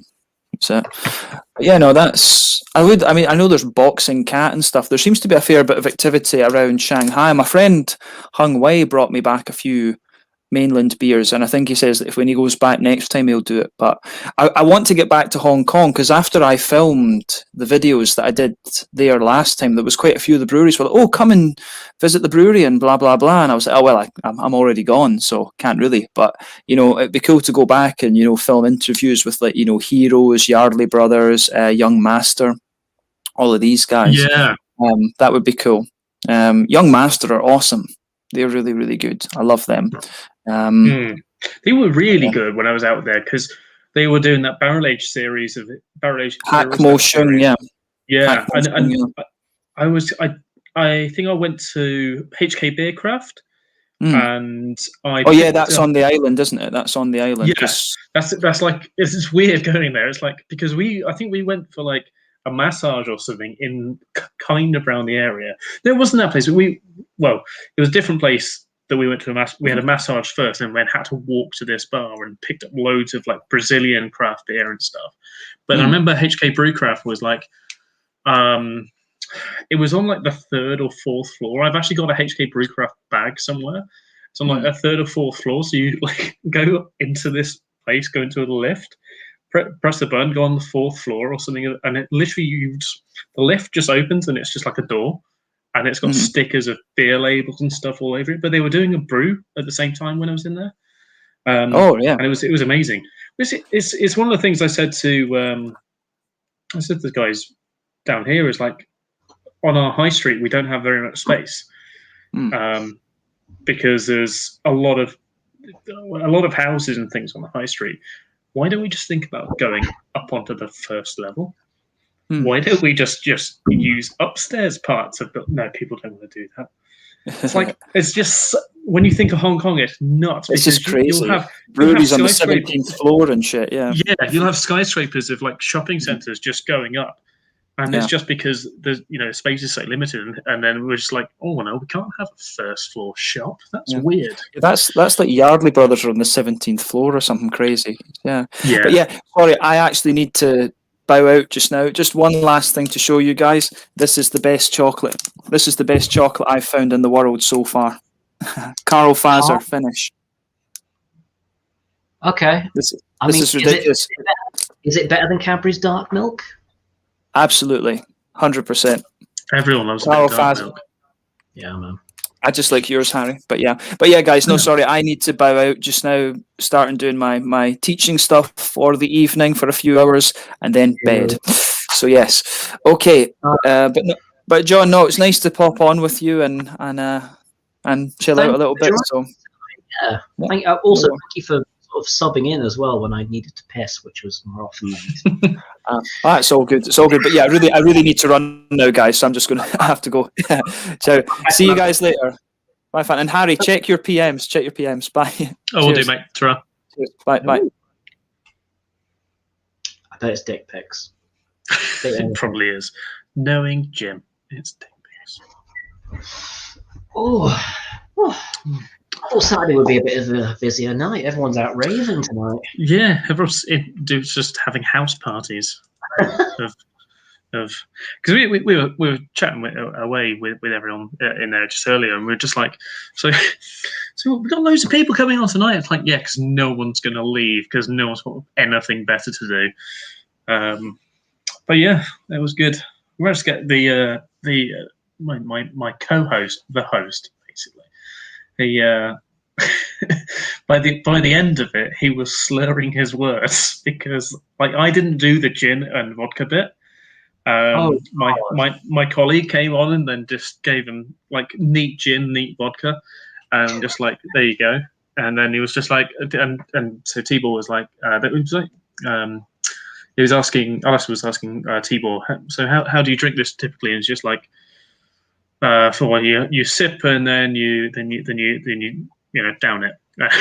And he was like, okay, cool, fine. Just like you sip the vodka and I watched Tibor. And Tibor just went down, and then but yeah, no, it was great. It was great fun this evening. Great fun. Okay, I mean they're always the ones that like drinking on work time. Yes. Kind of the best ones. I mean, like back in the olden days, once back when I was working at Tiles, somebody I worked with found out I did YouTube stuff, and then she went on like this brewery tour with my boss and his boss and his boss, and they all found out on like the coach there that I did YouTube stuff, and they were like, "Oh look, it's John. He does like stuff." And they all came back, and they were all quite pissed, and they were like, "I saw you on YouTube. You did good stuff." And I was like, "Oh god, here we go." And then like a few days later, some of them approached us like, "Yeah, we saw your stuff. It was actually really good. Do you want to do some stuff for the company?" I was like, "Wait, are you serious?"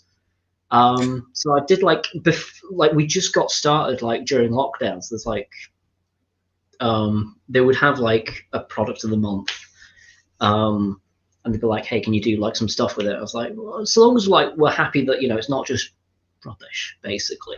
I think we got kind of lucky as much as anything else in that like some of the stuff that I was doing mouth service for was actually there was absolutely nothing wrong with it. It was actually one that never aired because the lockdown came in the same day I filmed it, which is a shame because I think it was the product of the month for April, and it was a White Mackay blend, and I'm not often nice about White Mackay stuff. I'm pretty critical about White Mackay But he's stuff. such a beautiful man, the presenter. I can't remember his name now. Robert Patterson? Yeah. Well, what I say to people when they go kind of like, "Oh, what's Dalmore like?" And I was like, "Well, Robert throws it on the floor for a reason." He's the ultimate sex man. He's a character. He certainly is. I mean, if we're talking about like hot reps, the one for Glenfiddich, well, there's a lot for Glenfiddich, but Mark Thompson. Talk about silver fox. I was saying to James earlier when I was working at the Cafe Royal, they were like, "Oh, have you met the rep for Glenfiddich?" And I was like, "No." And they were like, "You'd like him." And I thought they meant, "Oh, we'll get on." And then he walked in, and I was like, "Oh, you mean I'd like him? Okay, right, I get you." I had no idea I was into older men before he walked through the doors. I was like, "Well, I'm okay. Whew. That's a wedding ring. That's not necessarily a no. Okay." No means yes. Yeah. What were we talking about? Yeah, so losting after Mark Thompson. God, I hope he never watches these. Hope he does. It's like, "Oh, you're the guy that served me oysters before." Right. Not like, just that next time. Yeah. But yeah, like did like lip service. There's actually somebody was on the last stream I did. They were like, "Oh, have you got like a recommendation for like an alcohol-free thing?" And the thing I told them about was something that I'd done lip service for, because like it came across the desk. They're like, "Right, this is the product of the month for January." And it was an alcohol-free beer called Brax.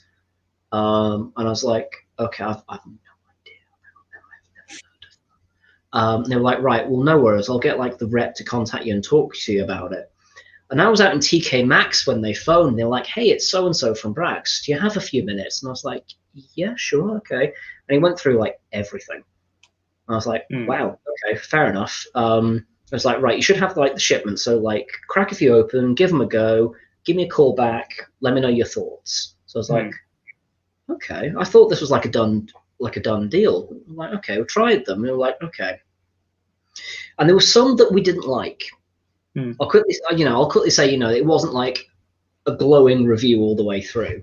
We were like, we quite like these ones. We weren't too sure about these ones. And like, okay, what weren't you sure about those ones? And I was like, there was just something about them that just wasn't very appealing. I think it was the triple that we were like, I don't know about those ones. They're like, okay, cool. All feedback, good feedback. Which ones do you like? And like, honestly, the porcelain was the best one out of the lot because like it just tasted good. So that was what I recommended to a friend of mine because he's trying to cut down his drink. He's got a kid on the way, and all of a sudden he's just trying to like look after his health a bit better. And he messaged me back and he was like, "Hey, I bought a case of these of Amazon. They're really good." And I was like, "Where are my royalties?" What? But yeah, no, it's nice to be in that position where like you're doing stuff like that, but at the same time you can be doing like it's legit, you know, like you're not just flogging any old. Yes, yeah. I've done a few of them where they're kind of like not paid, well, not really paid promos. It's more like here's this, have it for free. But I've got to do this judging soon in March. I need to put some time off work for it because I spoke to one of my mates from Brum, and he's done it he's done this judging thing for quite a few years, and he said, just so you're aware, when they say samples, they mean full bottles, and they're gonna and I was like, right, and I'm sampling 70 different beers. So typically what they do if it wasn't COVID times, I'd go to Olympia and then go and do it all at Olympia and do, you know, little tastings of the 70 different beers, which is fine. I would naturally end up a little, I think everyone is a little bit fucked by the end of it, but that's fine. Unless you're like tuning, right? I mean, you're not going to fucking do that. Well, I spoke about that tonight, and I didn't know what what's the thing that you spit into? I didn't know what that was. Spittoon. It's a spittoon. It's a vomit vase. Is essentially what it is. You know. So the guy who was on with tonight, and he was like, so you know, do you have? You said this beforehand. He was like, asking random things. I was like, I don't know what that is. What is it? And he goes, oh, it's for what you said. I was like, oh, the wine bucket thing. Yeah, we don't fucking do that in beer because like this, you know, there's like, and it was like, oh, it's because, you know, half of your palate for tasting beer compared to tasting wine is a lot of the taste buds that you have, especially for beer, and the bitterness receptors are right at the back of the mouth. So you wouldn't be using them if you were just to kind of swill it around a little bit and then spit it back out, because they're right down there. So you need to actually drink the thing before you can actually fully taste everything. And then so it's just he was like, oh, okay. So then we drank everything after that, drank the whole thing. Okay. And he did.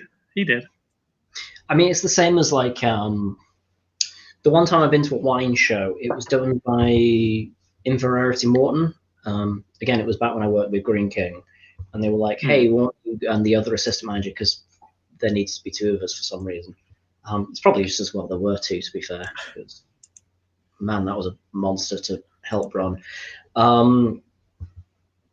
We both went down. He was like really skeptical because he was like, well, I don't know, I'm not sure if I'm going to be comfortable there. He ended up having a better time than I did. Like, I still liked it, but it was weird because they were like, oh, there's a spittoon available, and we were both there just like, what? What? By the time where's the spittoon? Yeah, and by the time we got to the champagne counter, it was like, so can't Dom who? Dom beer? What? It was a good time. Some of the takeaways that we had was that, like, as it turns out, some wines that are made with the same grape do not taste the same at all. There was a variant of a wine that we stocked, and they were like, right, cool, here's the one that you've got, and here's the new one. I was like, they taste completely, like, that one tastes like lemon, and that one tastes like black currant. And they were like, yeah, that's about the notes we've got. And I was like, how have you done that? It's the same. What have you done? What's happened here? What are you doing? Yeah, and we tried some orange wine. I wouldn't bother. It's not wine made with oranges. It's a white wine with certain skin contact, I think, with red grapes. How they make that one? Was it like all natty wine? Was it all natural wine and stuff? Which you were. I think it was a mix. We went. There was a bar in Glasgow. It was in a back street. I'm not going to lie. As we were walking there, we thought we were going to get knifed because Glasgow. And we went in, and they were like, "Oh yes, we'll be downstairs." We had a coffee upstairs, and then we went downstairs into this basement that they had, and it was all set up with tables and those like giant scrolls with like adverts on them. Nice. Yeah, we got one. Yeah. Yeah, you know what I'm on about.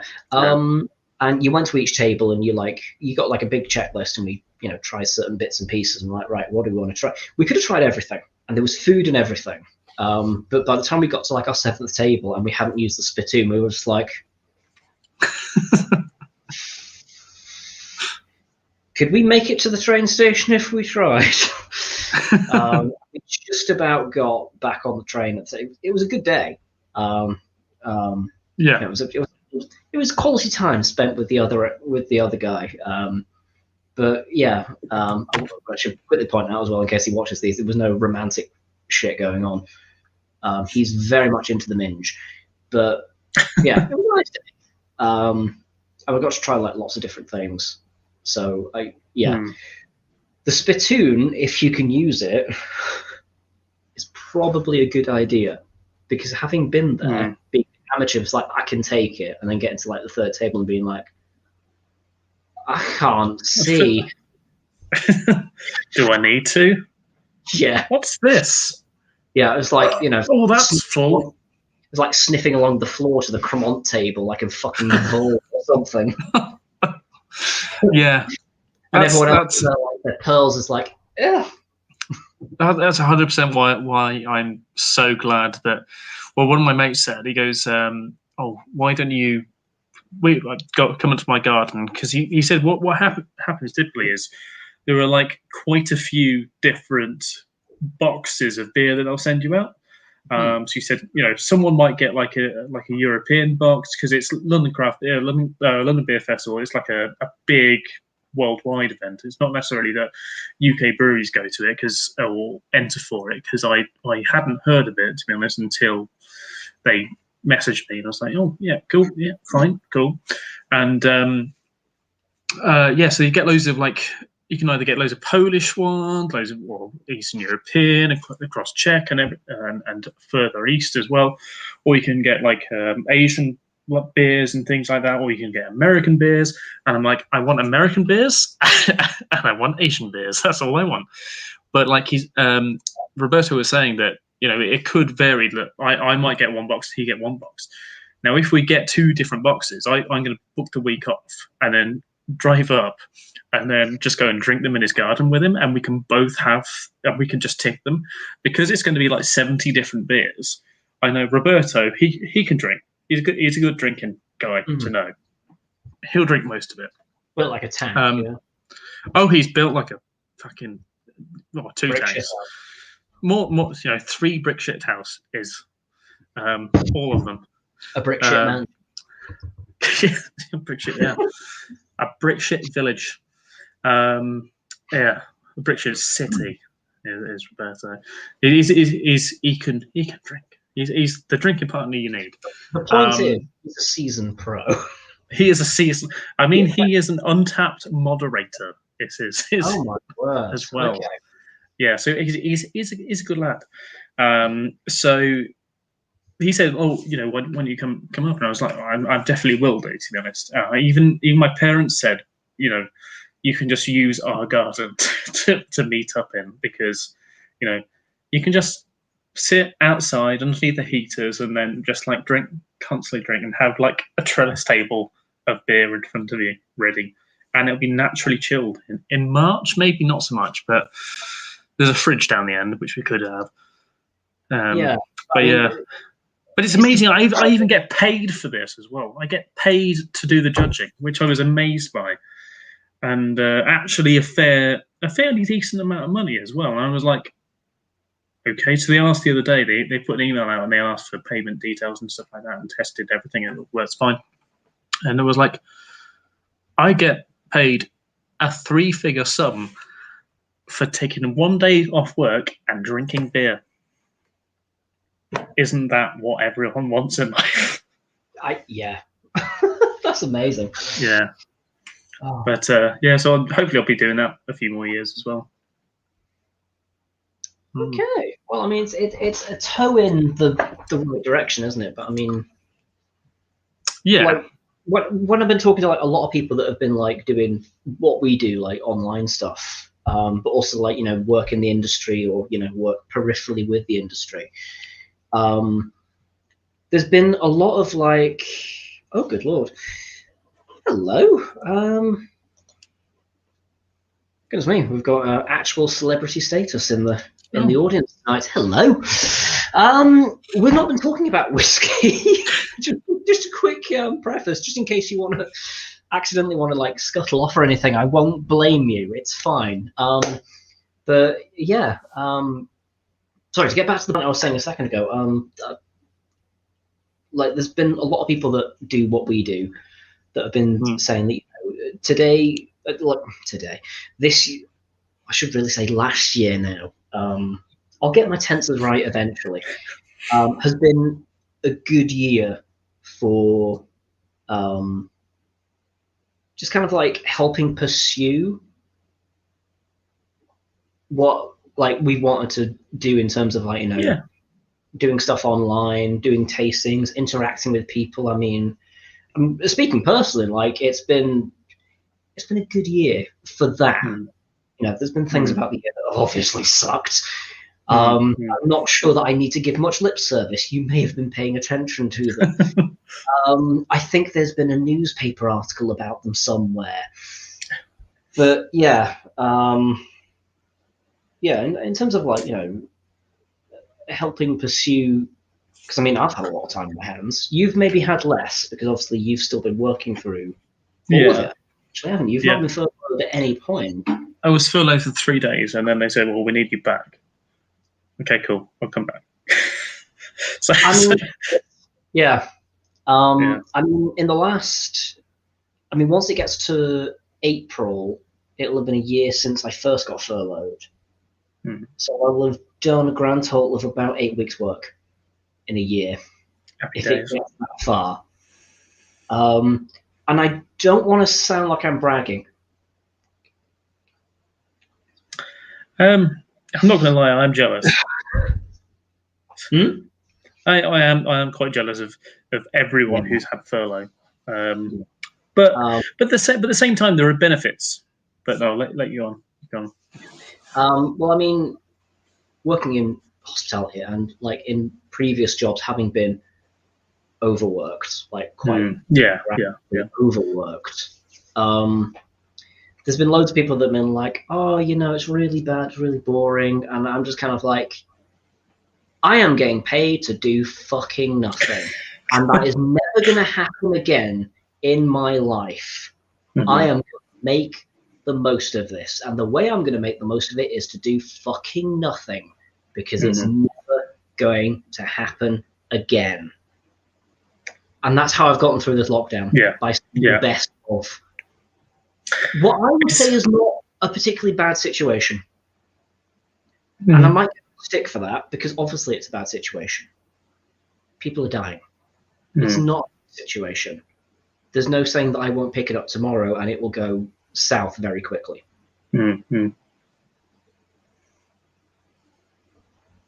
But trying to eke out the positives of this, it's either you're imprisoned in your own home,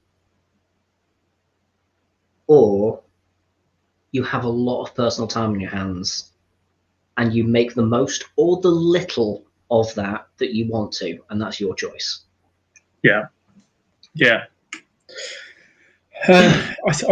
remember, for me, I think it was maybe it was 4 days I had of furlough, and I was like, the Wednesday I was like, right, so how the fuck does this furlough work? Okay, Thursday, I now understand how furlough works. I get paid 80%, and that didn't cover my bills, because that 20% was what I was living on. Was because I was paying my rent here at the time, and I was also paying my mortgage on my other house that I had, which I was selling. So I was paying twice. And my rent here is double what my mortgage is here at the moment. So it's just silly amount of money. And I was like, okay, so I've got £100 and something to live off, or £100 and something to live off, or something after all bills and everything. So how do I live? And I was like, can I go and get a job somewhere else? And I spoke to my parents and family, and they said, yeah, we'll help you out through this because we can. If it were to go on any further, I was very happy for that. But then at the same time, like, I wanted to work. I didn't want to be sitting on my arse all day for all that time, because I'm one of those people that can't be sitting around doing nothing. I could find something probably and maybe do some art or something, or some photography at that time. But like, I'd be like, what the fuck do I do? Because I've worked in hospitality. I know how you guys work, and I fucking really don't miss it. I really don't. 2 years, just to give you some context. I mean, it's yeah. I mean, I only have really worked pub-wise for Brewhouse, a couple of other independent places, but Brewhouse is run by ex-Green King bosses, so premium. But then, like, I think I went back mid-May, June time to go and see some mates.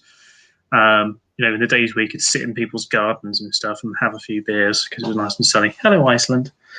Went around to my mates, and he's a head chef at an M&B pub, and he was on hourly pay when he left. So there's a head chef. Yeah, hourly pay as a head chef. Oh, every time I come across a pub that does that, I'm just like, what the fuck are you doing?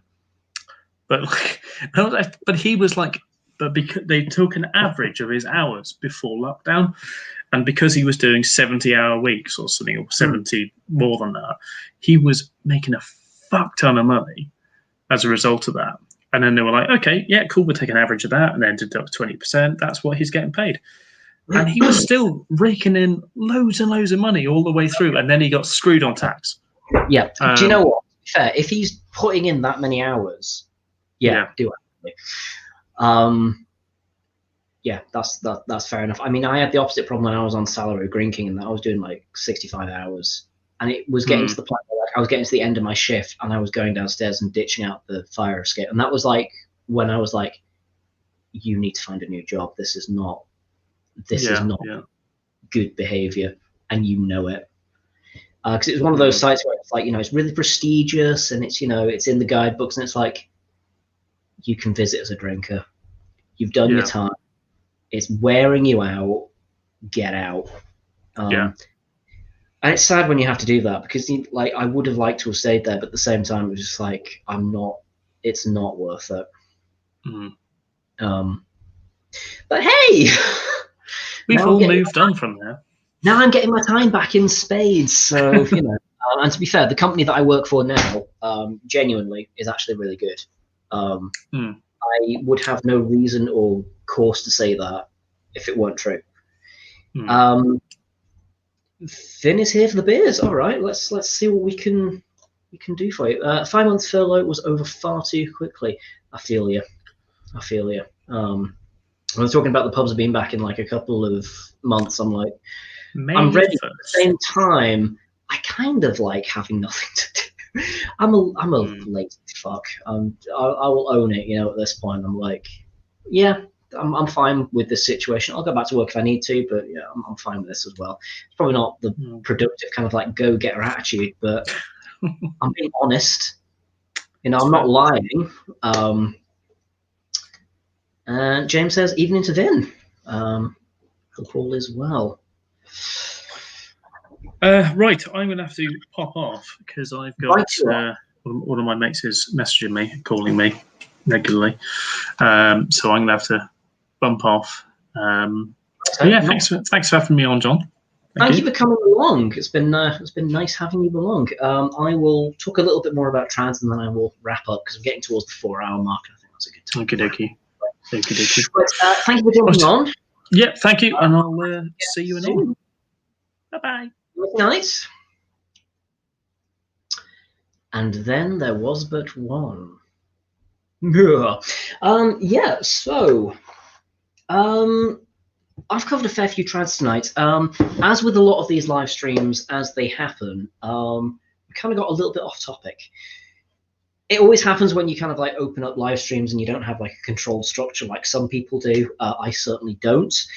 Where it sort of turns into a conversation and people are voyeuristically watching, and I'm fine with that. I have no problem with exhibitionism. That's not the right word I'm looking for. But to get back to the topic that we had on for tonight, somewhere in the annals of time, trad beers. I would like, for the folks that are still watching, for you each to tell me about what you consider to be trad, or what you consider to be a traditional beer. It could be an ale, lager, whatever you define as a traditional beer, because everyone's going to have a different perspective on this. And it might be a nostalgic perspective, it might be what you've read in a magazine, it might be what you perceive because it's not necessarily what you drink on a day-to-day basis, and it's what you think of as old-fashioned. And I'm curious to see what, if any, contrast there is. So if you're wanting to take part, let me know down in the comments what you consider to be a traditional beer. The one that I've been sipping for the last 40 odd minutes now. I talked about it a tiny little bit while I was in conversation, but I didn't want to break up the conversation too much. It's a beer from Broughton. Beautiful label. We've covered these a little bit during the course of the conversation, which was they are a brewery which I've had some dealings with, like in the hospitality sector. They do some very good work, and I like what they do. A personal favorite of mine has been a coffee porter that they've done, although I also am quite a fan of the Merlin Pale Ale that they do. It's not a crowd favorite by any stretch of the imagination. I quite like it. I think it's quite nice stuff. I've had this bottle that I'm drinking now for about 2 years. It's actually over its best before.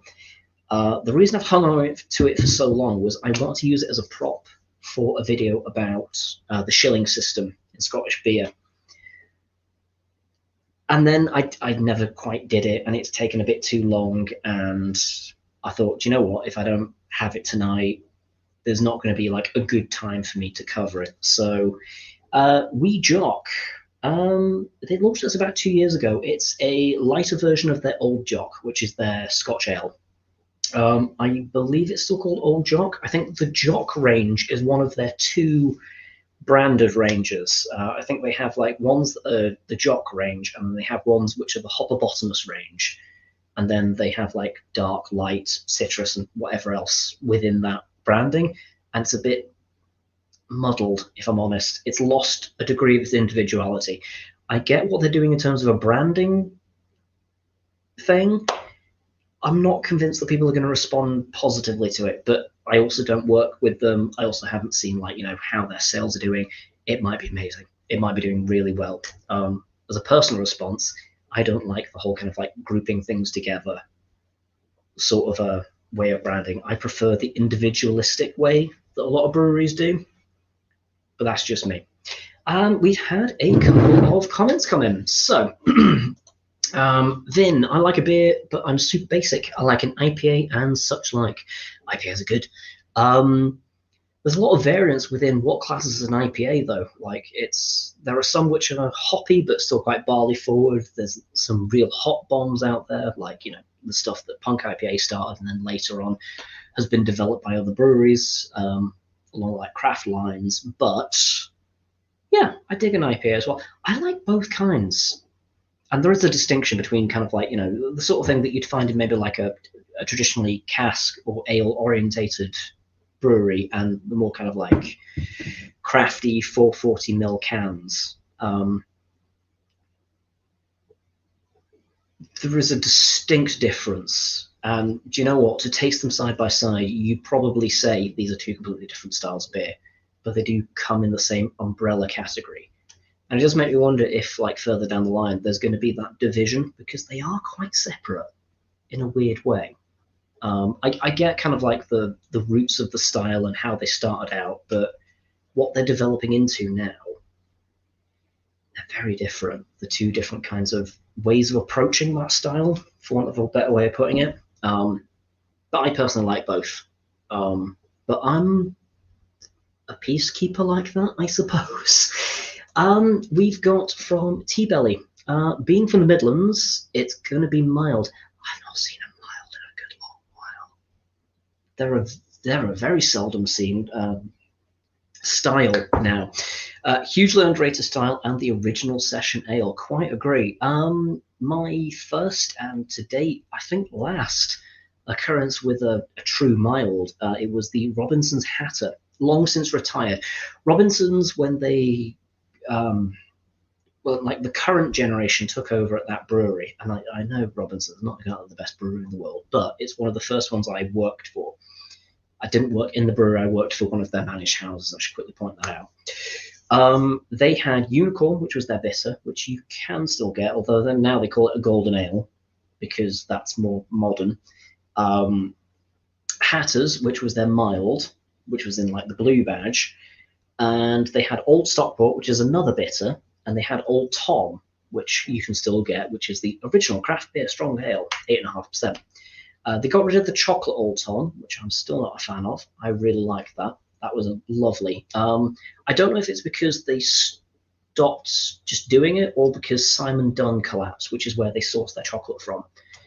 Simon Dunn were a Stockport-based chocolatiers, and they were doing quite well about 10 years ago, and then they've kind of been wiped off the face of the earth. So I think they've got like 6 months left. They're not doing great, which is a real shame because they were good. They did good work. But sometimes it happens, unfortunately. And now the range has completely changed, and they've gone down the Trooper line, and that's the way that they've gone. And I'm sure they do well off of it, but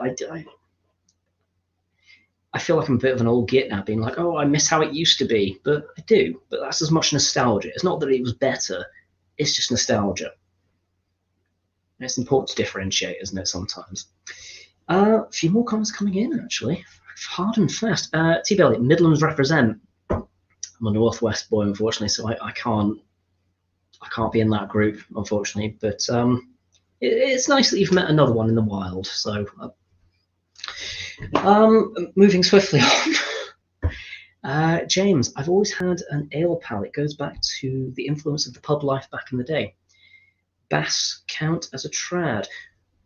Red triangular label with like cursive gold font. That one. That if that doesn't count, I don't know what does. To be honest, like that's got to be quintessential trad, surely.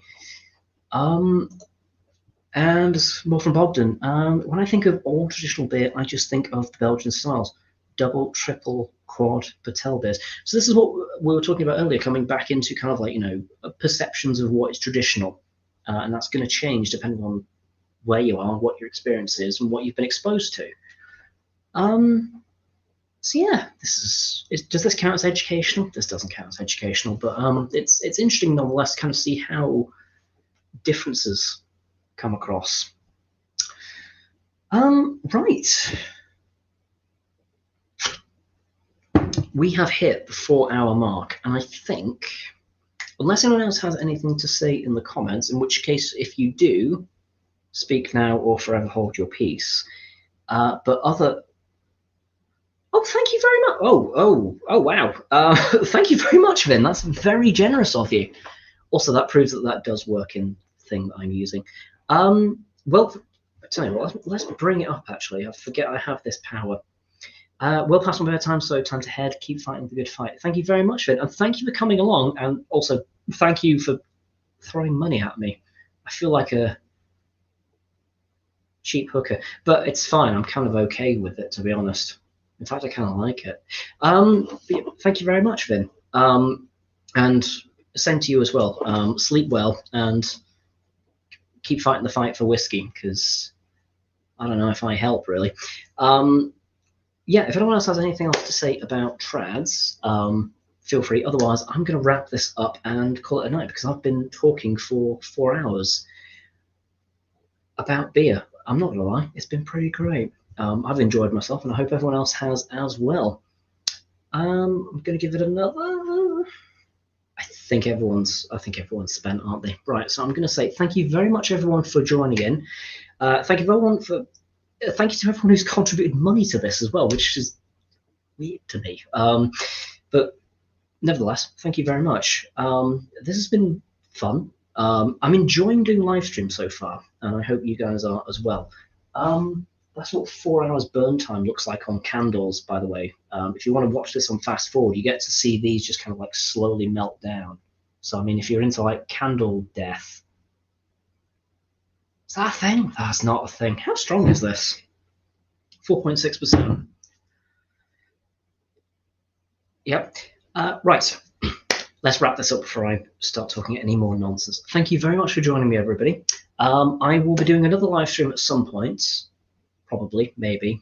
I don't know. Let's see. I'll put up like advance notice up on the community tab. That's the one. So if you want to see that, hit the subscribe channel. Hit the subscribe channel. Oh my word! Hit the subscribe button, and there'll be notifications that you will get periodically where I say what I'm doing next. Because it's lockdown, yo. I've got to do something. Right.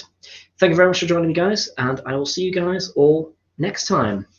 And then there's 3 buttons I've got to hit. There it is.